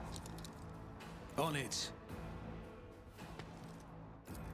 Alright, combo this guy out to oblivion. Twice before crossing me. Like so. Alright, that just leaves one Beastmaster left. He's gonna start trying to rush us, but to no avail. Brush this off. Alright, let's use Reckless Rush here. That's gonna double our stacks here. We'll move right here, so that way we're really close to him. It's as good as done. Turn off our defenses. I'll make it happen. There we go. And boom. Oh, no, he's still alive, thankfully. Covered in Drukhari blood of his own, Achilles Scalander looks around with a haunted expression on his face. He finally manages to focus his gaze on you and lets out a barely audible gasp. God Emperor, preserve me. Could it be? Is it truly you, your lordship?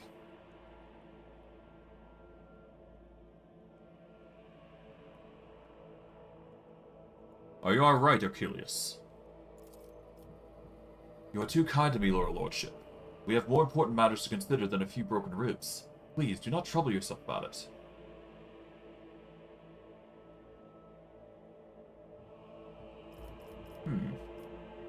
Let's inspect his wounds. Achilles' body is covered in an unthinkable number of cuts and injuries. The Drukharis put great effort into filling every movement with searing pain. However, none of his wounds is life-threatening. Let's administer first aid. Your fast efforts pay off. Your knowledge in Medicae allows you to stop the bleeding in several areas and somewhat eases pain. You shouldn't have been wasting your time on me, Your Lordship. What happened here? When the report came from orbit about a Xenos attack, I was in the Administratum halls, resolving the matter of your succession. I rushed to my shuttle and prayed to the God Emperor that I would reach the palace before they struck. But before I could even get rid of all the pics and documents I had gathered, the palace was besieged. I had to take a risk and burn it all. The Xenos surrounded me when I was setting fire to the last remaining orders, and they decided to fun with me. Holy Emperor, deliver me from the memories. They tortured you. Why? Why? Such is the nature of the enemies of humanity, Your Lordship. They have a taste for our pain. What did you tell them? Nothing. But they didn't ask me anything. They didn't look for anything. They didn't so much as poke around the place. Strange. By the yawn of the darkest abyss, Achilles, why did my expert on Xenos fail to predict the Drukhari assault? I focused all my attention on investigating the attacks across your protectorate. I suspected that there was something bigger behind a Xenos attack, but an assault on the rogue trader's capital? Foolhardy, even for Drukhari. I'd never have thought... Were you able to glean anything from your attackers? Oddly enough, I was, Your Lordship. Drukhari have no idea that a mere Adeptus Ministratum secretary could understand their alien speech. While they were deliberating over how they were going to kill me, they mentioned that other monkey had been helping them all this time. Renegades or pirates or something of the sort. It will take time for these traitors to identify these traitors to humanity, but I give you my word that they will pay for what happened to our Dargonus. That's enough, Achilles. I will contact Clementia and have her summon a Medicae. Get out of the palace while you can. Gritting his teeth, Achilles bows and withdraws to the gatehouse in front of the palace. Fate and fortune. Well, at least we managed to take him out and save the guy. I thought it was going to be a situation where he wasn't actually going to be, resolving this. But I digress. We'll go out here. We've got a cache here. Apparently they were trying to steal my vault. With Karkala's honor. Karkala's honor. The lead of Trebule Rebellion has head struck clean with a noble bleed. Despite his atrophy, even his enemies recognize the valor and nobility of Karkala, who is generally granted a noble death by beheading. Grants an additional area attack that affects all adjacent cells around the wielder. This is basically the melee weapon, I do believe it's called. Or it's called melee. Something like that. Broken furniture, tattered units. Yeah, there's a lot of things that happened here, huh?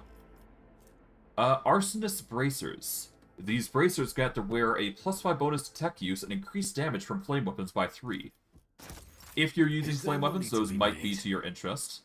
The control panel is broken. The machine spirit has left this machine forever. Sad to see, but understandable.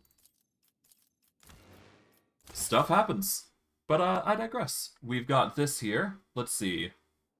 Medicae. Success is the only outcome. Among numerous mutilations of the bodies, thin cuts are barely distinguishable. This is the work of a skilled torturer, not enraged fighters.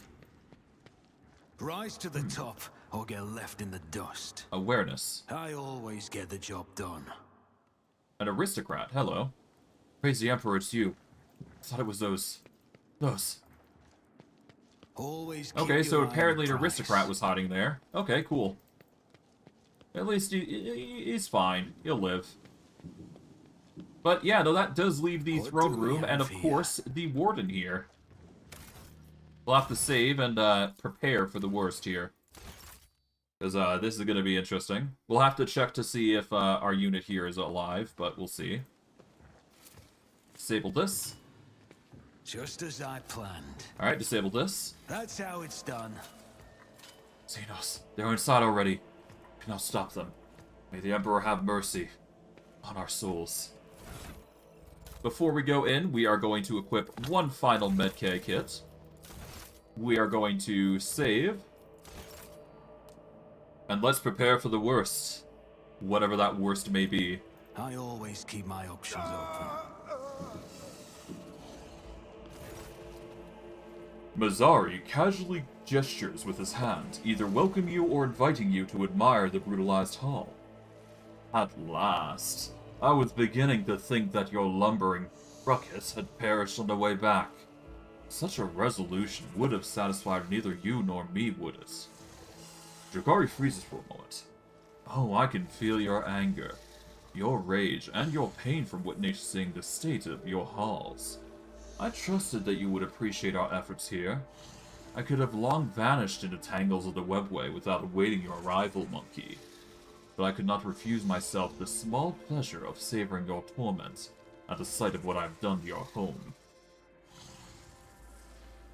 Why did you attack the palace? The sole thing that your kind is good for, monkey, is your ability to suffer. I've been long surfeited with physical pain. Your kin provided in abundance from their cages in Kamara. The pain of a soul on another's hand, it's a rare delight. After all, I've come to recompense you for all the trouble you've caused me. However, I did not give you a gracious gift as well. That pesky, meddling Tazara who harrowed your little worlds for so long. You have garnered a head, and I, a peaceful existence where she is not constantly in my way. He gives you a thin smile. To die at the hands of a monkey is the worst possible punishment for champions of the gladiatorial arenas of Kamora. Her final moments were torturous.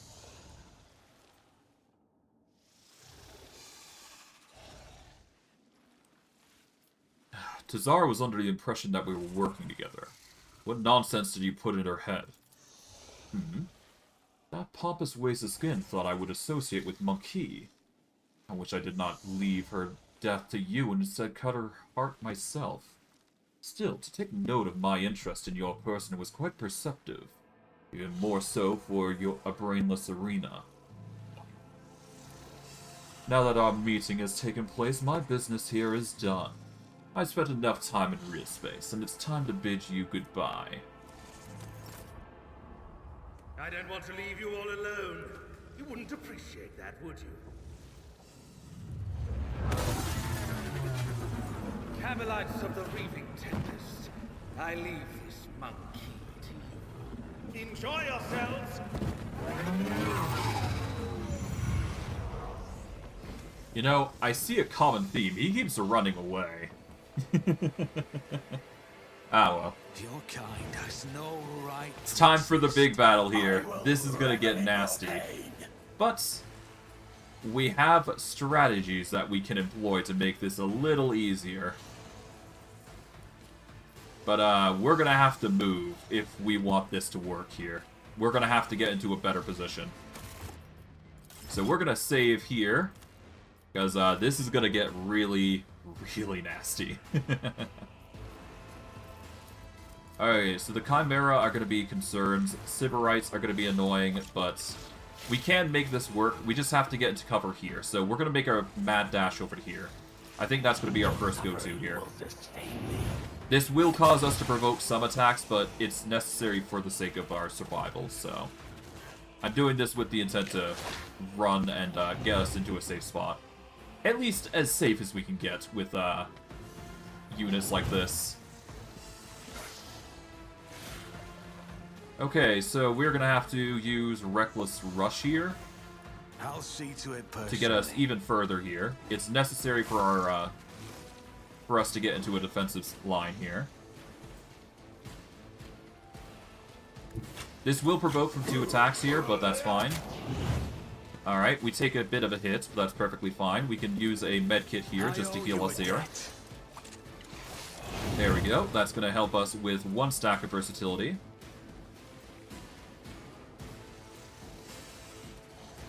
I could do a single shot here. Yeah, no, if I do single shots here, I can actually get some combos off to increase our versatility here. Who, if not me? Alright, apparently phase ship hits. Negates all incoming damage from every second successful attack. Interesting. I'll see to it personally. Alright. Alright, we get... Okay, right. Let's activate Cautious Approach here. Swap to a Sworded Board style here. And this will have to be it for now, until we can get immunity to poison, which will be easier said than done. Oh, lovely, monofilaments. That's not fun. Good thing we have the dodge for it, though. We'll be fine. I am a prey taker. Alright, these guys are going to start moving in. I predicted this could be an issue. But we'll have to see how well we fare. Hopefully the enemy is not going to be able to take us out with the measly resources that they have against us right now. So we'll just take advantage where we can. Okay. Ow. Oh, right. I can hit space and speed things up. Keep forgetting about that. Ow.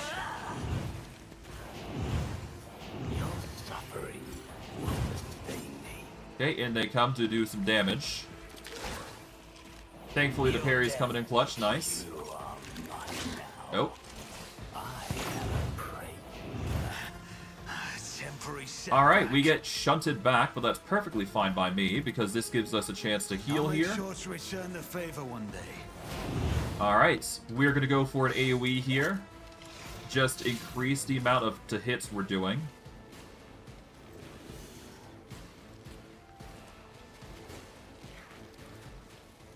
Oh, right, okay,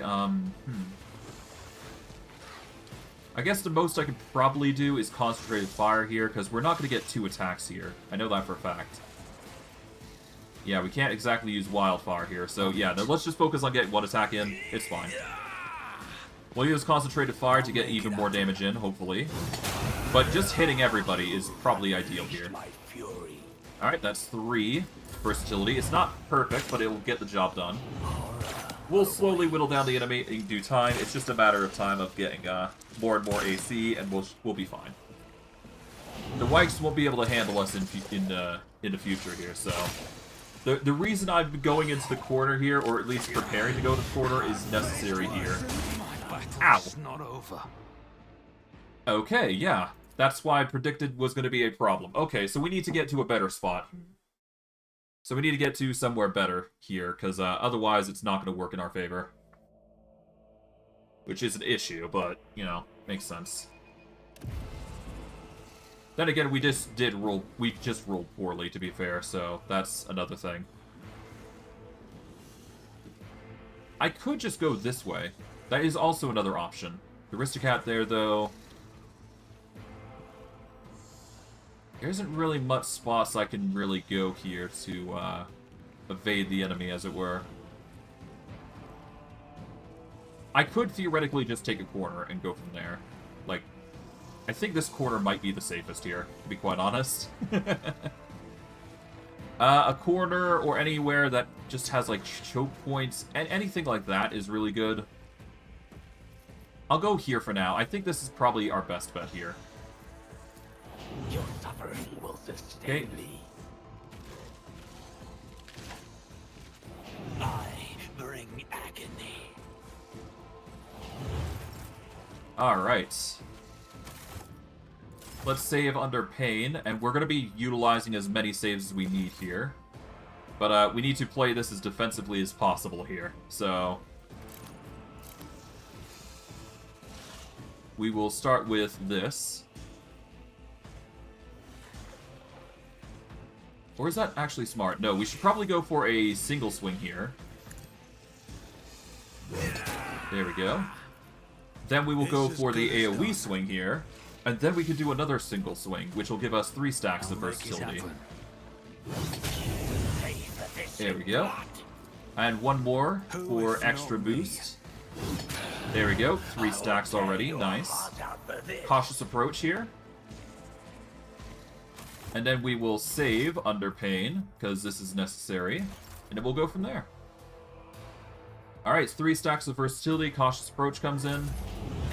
Now we just hold the turn here. Just hold our spacebar, and we should be fine. We won't be able to protect ourselves from certain things, but, you know, as long as the enemy can't reach us, we're going to be fine. Because once they stop moving towards us, it's going to be an easier time. And of course, if they surround us like this, it's going to be a bit of a pain, but we'll make it work. We'll make it work. Yep. They're going to do their shenanigans to attack us, which is nasty, but it's fine. Ow. I'll make you. Okay. Alright. So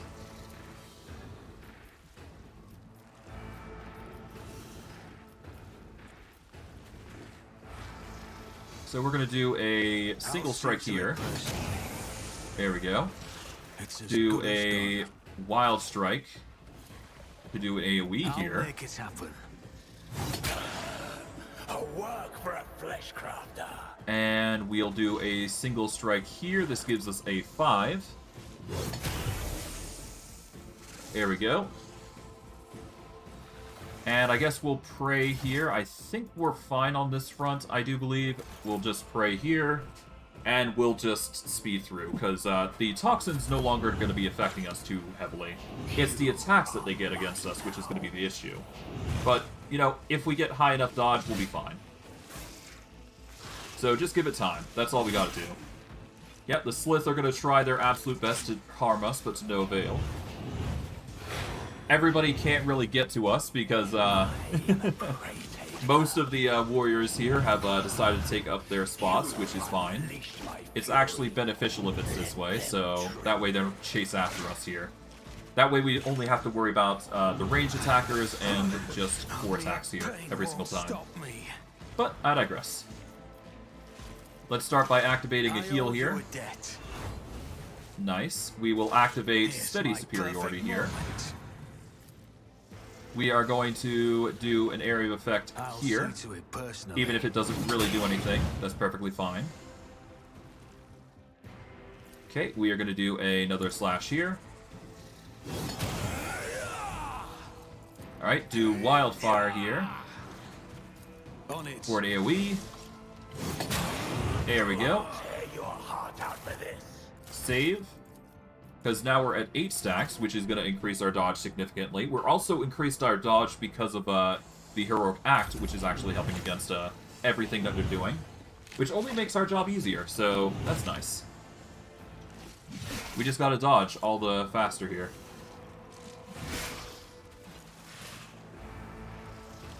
Alright, they're doing their thing.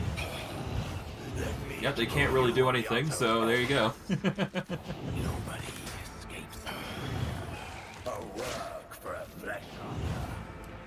Alright, there we go. They're really trying their best, but to no avail. Alright, we've hit the mark where they're not going to be able to deal with us at this rate. Let's go for a single strike, I guess.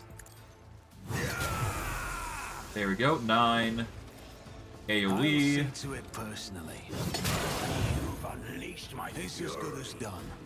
I could do another wildfire here to get another AoE here. If not me. That's 11. There we go.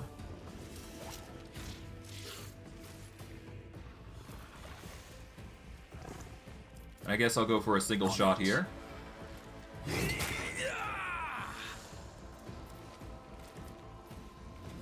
And I guess I'll aim for a concentrated fire here, just to get some points in. But yeah, no, these guys are not going to be able to hit us anymore, I do believe. We've got the dodge coming in, so that's good. Oh, we got hit, but not for any damage, so that's good. Yeah, they're going to be in for a rough time now. They won't be able to do anything for the most part, so yeah. I guess it's time to get into gunning mode at this point. Let me educate you on the art of pain. Alright. Ow. Wow.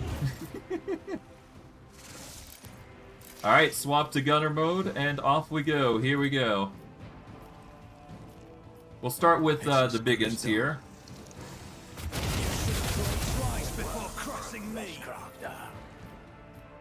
Alright, 14-14. Consider this a taste of what's to come. I'll see to it personally. Alright. I'll make Lay into the Chimera here. Never stood a Nice. You've unleashed my fury. Let's I'll activate see to rapid it fire and personally. concentrated fire here. Deal with the... Yeah, deal with you, I guess. The best defense is a good offense. Nice. And then we'll swap to the sorted board as we do. And we should be good. Our defenses will carry us through most of these threats here, so that's going to be good. Chimera is not going to have a fun time, to say the least.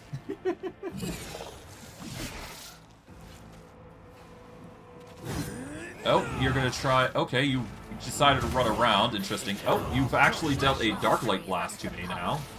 Interesting. I'm going to have to deal with that Kabbalite Heavy then, because his damage is going to be unavoidable at this rate.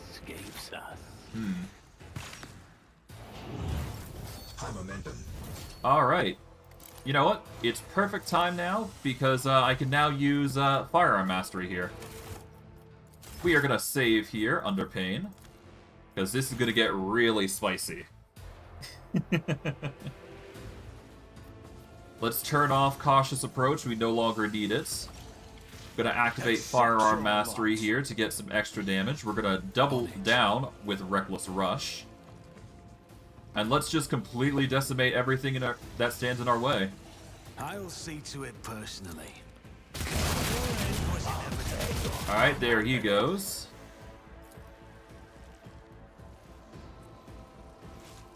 Alright, you know what? Let's activate Surefire Plan here. Why not?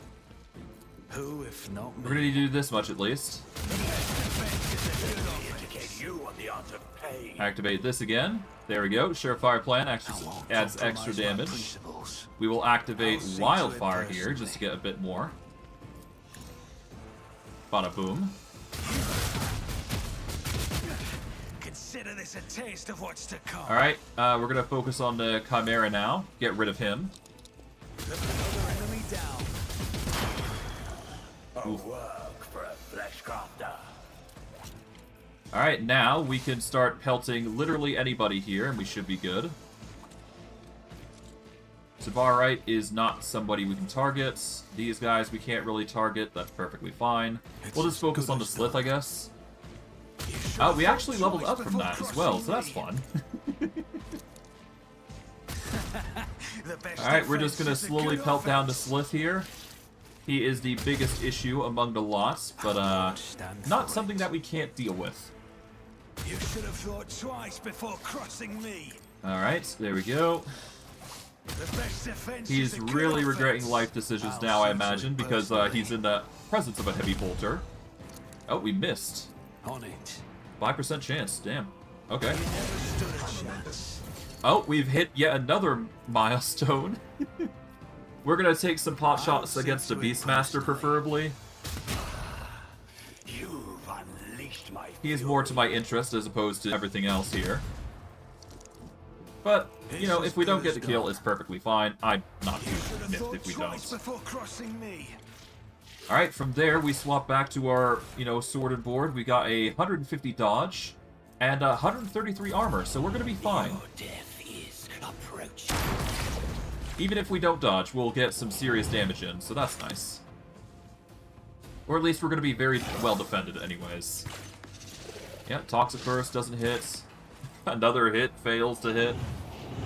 Wikes are gonna try and hit us to no avail, or at least they're gonna be doing it with very reduced damage.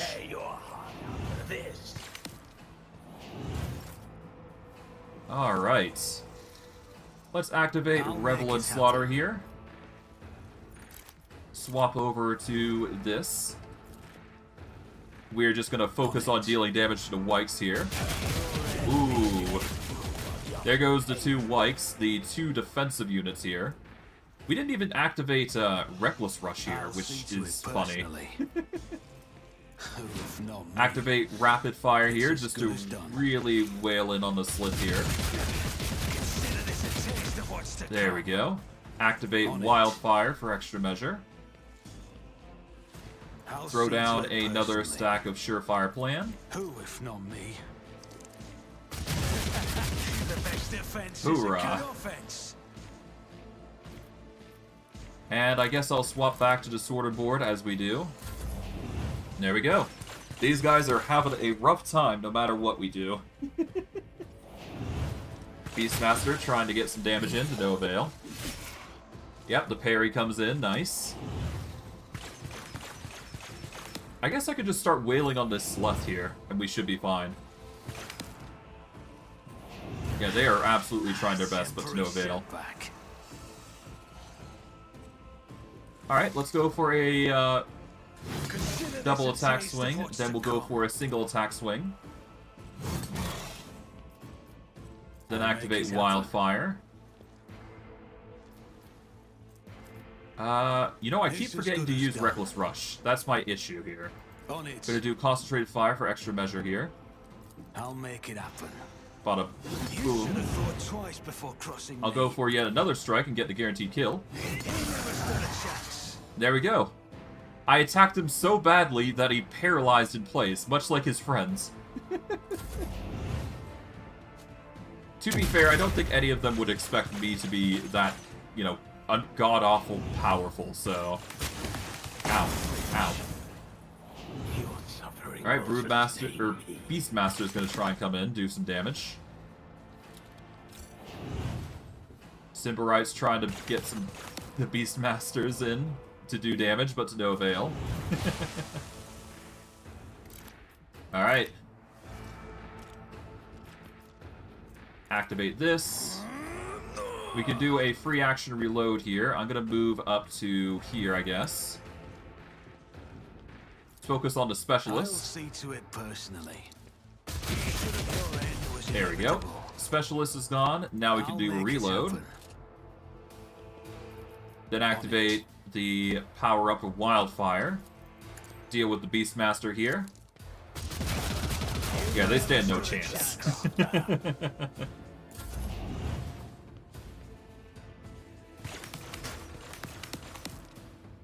Alright.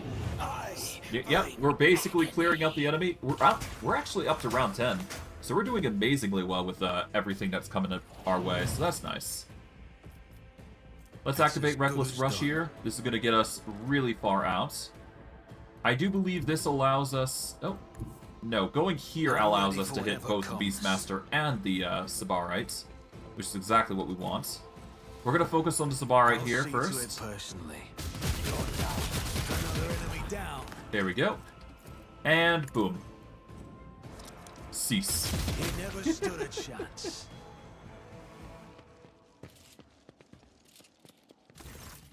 Your Lordship, thanks to your breakthrough, we were able to clear out the estate. Right now, with the aid of your ship's augurs from orbit, the surface troops are sweeping the streets of the Hive. Squads have been sent deeper into the city. Several units have been assigned. My apologies. Of course, you will learn all this from the reports. Your appearance on Dargonus is a boon to the God Emperor, who has brought us salvation. On behalf of all of Dargonus and House Werston, I thank you for delivering us from our foes.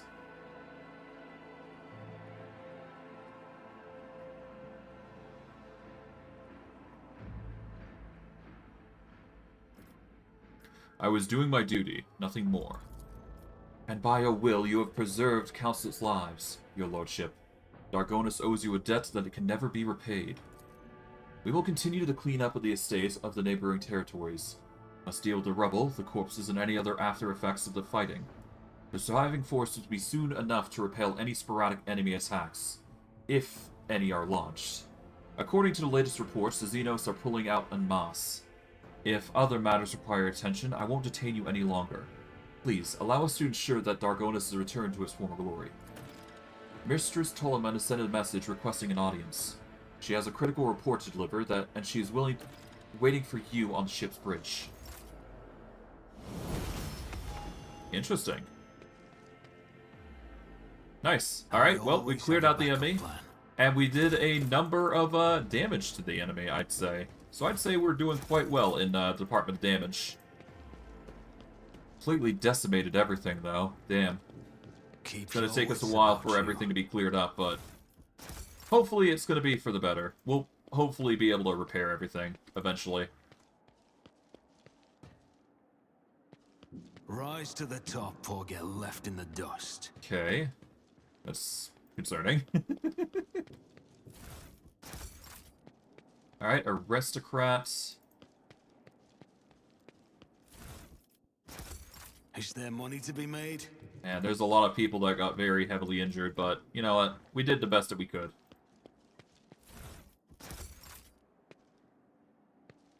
Man can't see. Yeah, it's a nasty little endeavor here. A lot of people lost a lot for this attack, but whatever. Alright.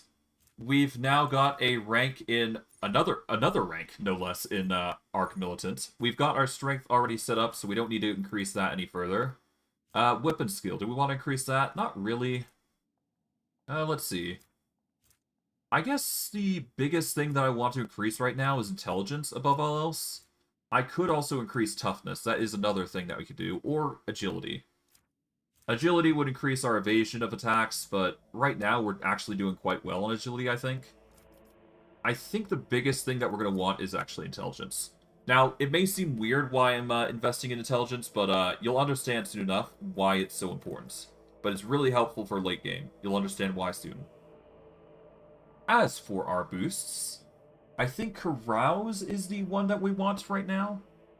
Let's see, awareness gets us 80, Carouse is 70, Medicae is at 82, Athletics is at 90, Demolition's at 90. Yeah, no, I think Carouse is the go-to here. Yep, we're going to increase Carouse. Why not? Intelligence boost and Carouse. Why not? This is going to help our skills overall. We're going to invest all the way to 60 intelligence, I think. And maybe even higher, because there is an ability that's going to help us long-term if we do that, but I digress. It seems our poor guard here died, which sucks, but, you know, that's just how it goes. I always get the job done. It's a nasty piece of work dealing with this sort of thing, but regardless, we'll be fine. Keep your wits about you. I'd say we did quite well. I'm going to return to the ship all the same, and then we'll probably wrap it up, I think.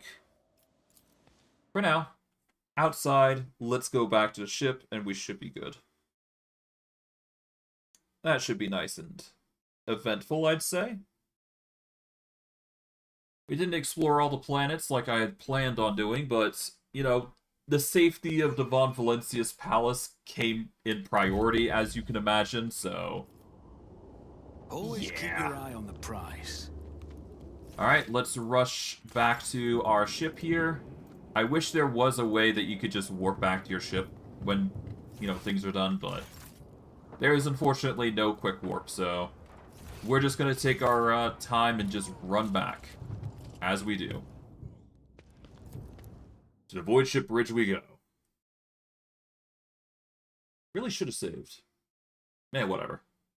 We got an autosave, I would imagine, so we should be fine. Alright, let's see what's going on here.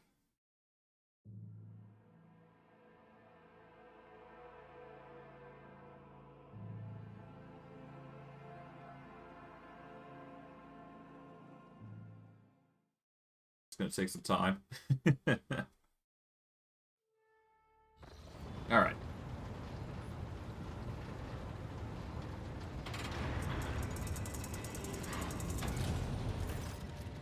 Welcome back, Lord Captain. During your absence, we assisted the ground forces by coordinating their movements from orbit. Detailed casualty and damage reports have been submitted for your perusal.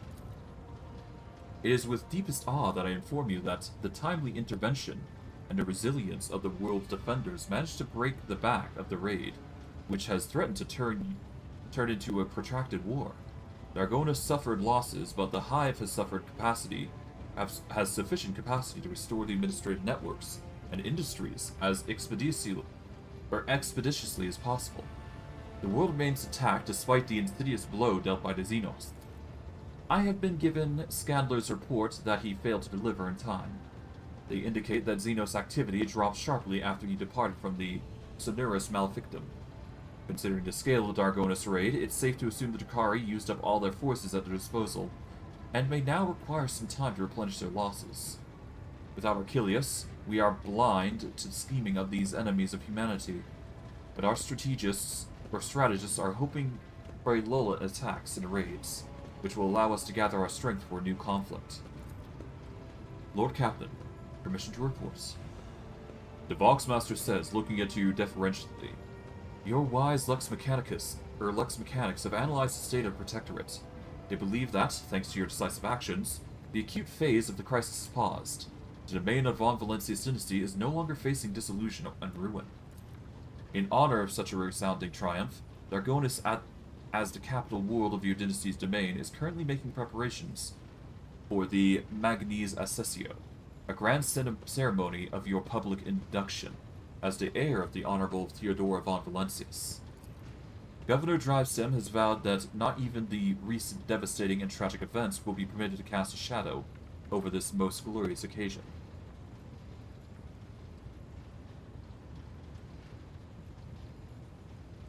I have only just returned from Dargonus. What kind of celebrations can they hope to hold amid the ruins? Do not underestimate Governor Drivestem's desire to find favor with your lordship. At this very moment, thousands of your subjects are clearing rubble, washing away bloodstains, sweeping the streets, and transporting corpses to the lower sectors. The wardens have been tasked with clearing the ceremony venture of the injured and those who were burned out of their houses. They will be forcibly moved to the industrial levels. Rest assured, by the start of the festivities, the capital's wounds will be, if not healed, then well hidden under elaborate set dressing. What is this ceremony? I swear an oath, then shake a lot of fealty hands? The grill on the box built into Victor's face let out a short rattle that indicates a chuckle. That much is certain, but that's not all there is to it. There will also be a reception, as well as other noble guests. The distinguished Drogue Tagers, Caligos Winterscale, and Incendia Clorda will be in attendance. It'll be a great honor for Dargonus to host 3 illustrious dynasties at once. Your servants wish to know your opinion on 2 matters related to the ceremony arrangements. The first of which is, what festive activities are to take place in the capital on this glorious day? Let the poor be fed and fuel cells handed out to those in need. My reign shall be benign with the act of benevolence. Your subjects will appreciate your generosity, Lord Captain.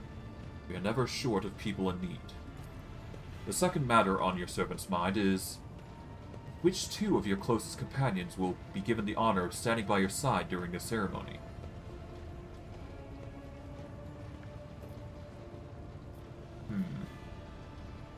Abelard definitely deserves this place. The servants of House von Valencius will see the continuity of the dynasty's glorious traditions. And who will be your second companion? Let's introduce Yurla to the public. To appear before the people of the company of the Xenos, a provocative and intriguing move, is the kind of behavior that the people expect to see from the rogue trader, the wielder of privileges unthinkable for other mortals. I will see to it that your instructions are delivered to Dargonus. The master of ceremonies at the palace will report to you when the capital is ready to praise your name.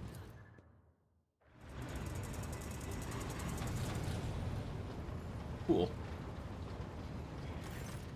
Pascal's voice, pouring out of his Vox systems, crackled like thin ice under pressure. It is unclear whether this is nothing more than static or an expression of some emotion, understandable only to the tech priest himself.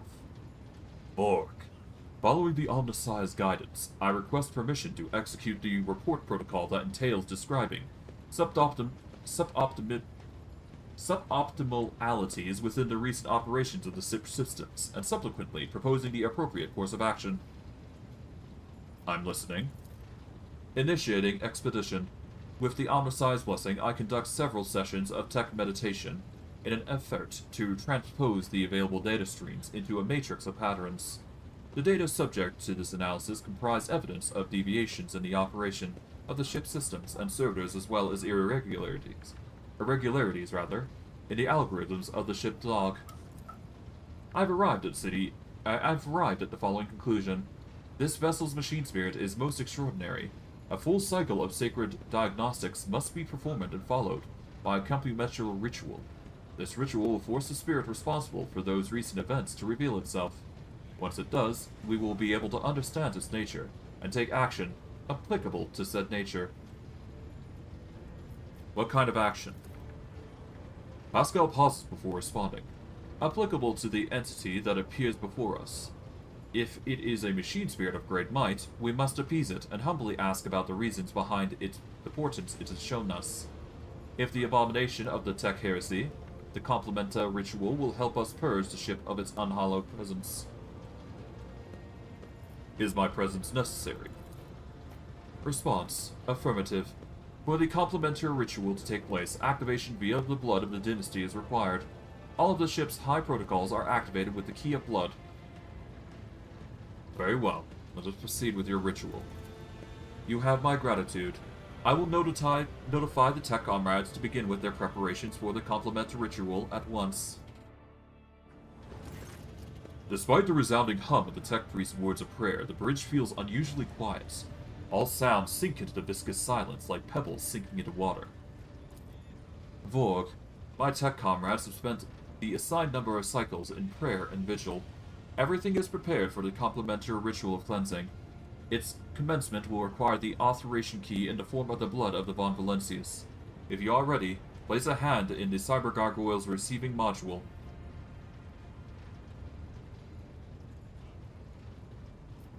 I'm ready.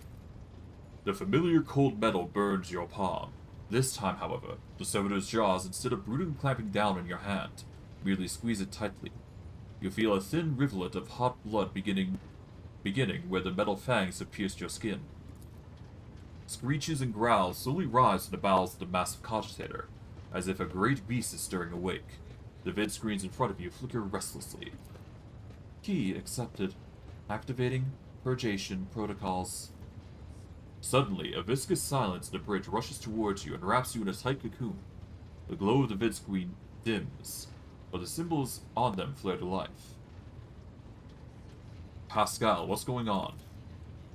The complementary ritual is proceeding as intended. Pascal's voice is cut off abruptly. It brings a hand to his Vox communicator in surprise. Hello. Hello to you too. Nomos are glad to be speaking. Nomos are here. Nomos has long been here. Why are we here? What are you? Nomos. We are Nomos. Pascal uses his hand and mechadendrites to gesture at his silent Vox system. Did you silent Pascal? Nomos wanted no disturbance. Only quiet. Can you render other people silent too? Sometimes. Some people. Nomos can do many things. We do not always know what or how. We did not know we could make silence until now. Make it stop. Now. Pascal's Vox taster comes alive with an exclamation. Extraordinary. The tech priest pauses upon realizing that he can speak aloud again. Then he continues in a strangely quieting, quivering voice. Extraordinary transmitting jamming. Unknown protocols. What has been revealed to me? Is this the omnicized glory or foul tech heresy? I would like to. But what is Nomos? No data available. No answer. We want to know too. I see no such name in the archives. It is not among the names of the revered machine spirits, but neither is it among the known virus entities.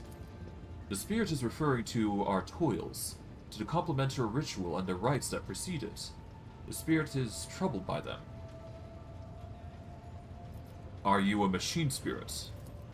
Nomos does not know. Nomos does not know themselves. This spirit may not possess self-awareness yet, but its capabilities, I would like to start with a 100-cycle vigil at the Cache at a rite of communication. Pascal looks back and forth between the glowing vidscreen and you, embroiled in some internal conflict. Nomos welcomes learning. The spirit is returning to our coils, to the complementary ritual and the rites that precede it. The spirit is troubled by them. What do you want from us, Nomos? Are you friend or foe? The vidscreen blinks in thought, satisfying a pause in the conversation. Then one of them displays. Nomos von Valentius, we are your blood. Nomos, our sentinel.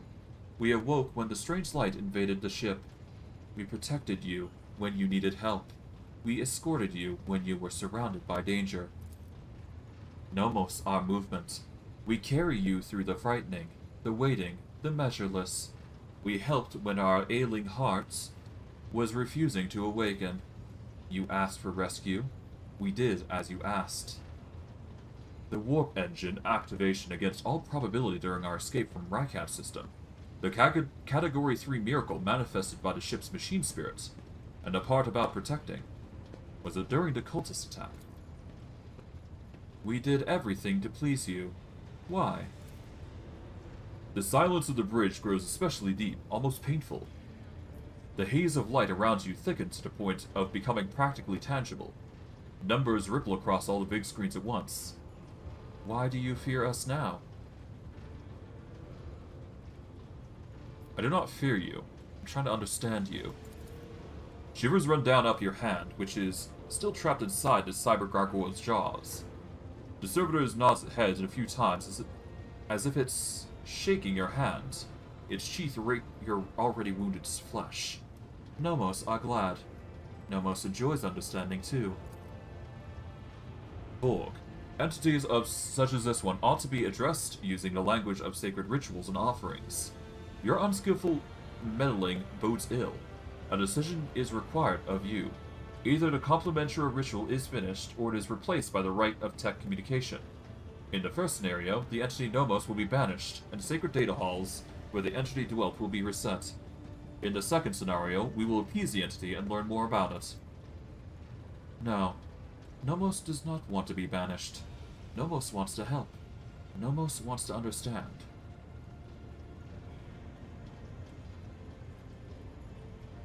Let's start by clearing things up. Were you the one responsible for the ship's malfunctions? What about the strange entities on the ship's log? Yes, Nomo did that. Are you angry?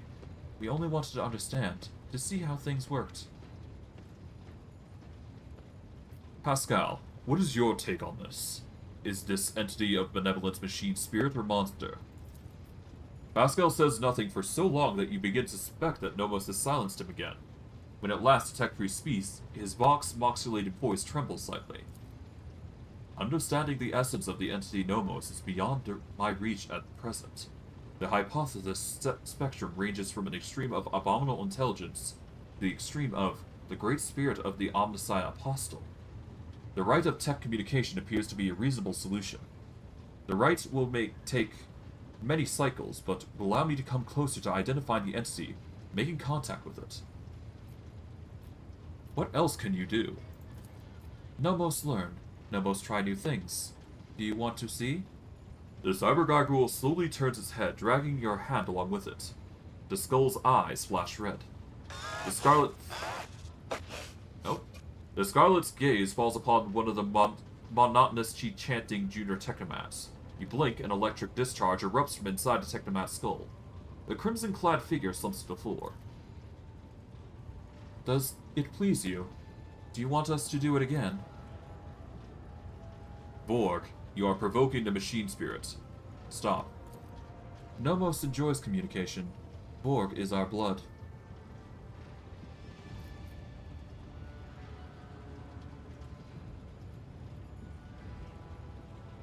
Stop. That's enough. Those are living people. How can you kill them like that without rhyme or reason? The cyber gargoyle tilts its head to one side like it's surprised. We stop their functions. Do you not turn off machines sometimes? We do not know how to turn a human back on. Not yet. But after enough experiments, we will. We are always learning new things. I've heard enough. Pascal, you're to investigate the nature of this entity. Until we know the truth, Nomos is allowed to exist on the ship. Nomos wants to learn what we are too. We will add things to your log. Things that might help us. Help you. Pascal lets out something of a resembling a long breath. The decision is made. I will begin my preparations for the communication rite at once. Many cycles of interaction with the entity Nomos await me, but I welcome this task and accept it from the Omnissiah. Nomos are glad. Vorg, will you speak to us too? We want you to speak with us too. The Lord Captain's body lacks the sacred implants necessary for communing with the machine spirit's code. But if such is your wish, Vorg can converse with you using lowly sound speech, as he is doing right now.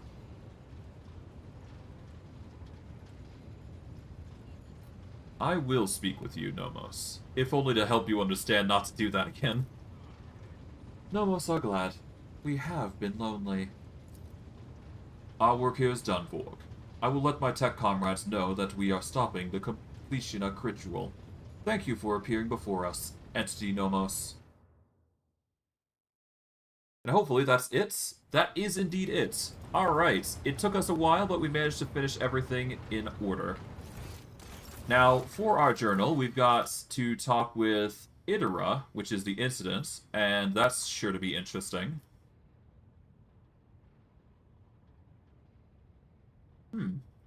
So the incident is going to be an interesting little individual thing. We're going to have to check this out, but we're going to have to talk with Idera, the Abelard, talk to some officers, and basically figure out what's going on.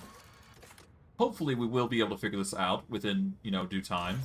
But we will have to see. But before that, I'm going to first go to colony management here, just temporarily to see what we got. To see if we need to finish anything. Alright, everything's done here. We're done with Janus. Dargonus, I do believe, still needs to cost ball and auction setup. We've basically done with Rebeo 6. And we got the Mac trains now. And that's basically... Okay, so Dargonus is the only thing that is on our list that needs to be done now. So before I go any further, I'm going to add these weapons to cargo here, because I don't need them. I'll add most of the Drukhari equipment as well. But we're going to need to go to Kasbala mission here and sell a bunch of stuff to see if we can't get the gear set up. Alright, Kasbala mission takes priority here. We're going to sell 5,500 here. Hopefully that's enough for what we're trying to do. Alright, let's go to colony management here. We need to go to Dargonus here. We still need 10,000 more for Kasbala mission before we can get the upgrade here. But other than that, we should be fine. For now. I am going to see about talking with Yirlet. Well, nah, no, it's fine. I'm going to wrap it up here. We've managed to do quite a lot in our short term of doing things. We've managed to not only get the cash from Yirlet, but we've also fought down the Drukhari to a point where they're not going to be a problem anymore, for at least a long while. But I digress. I'm going to wrap it here. I'm going to wrap it up here, rather. I hope you guys enjoyed today's stream all the same. I know I did. And I will see you guys next stream. Take care, everybody, and have a good day.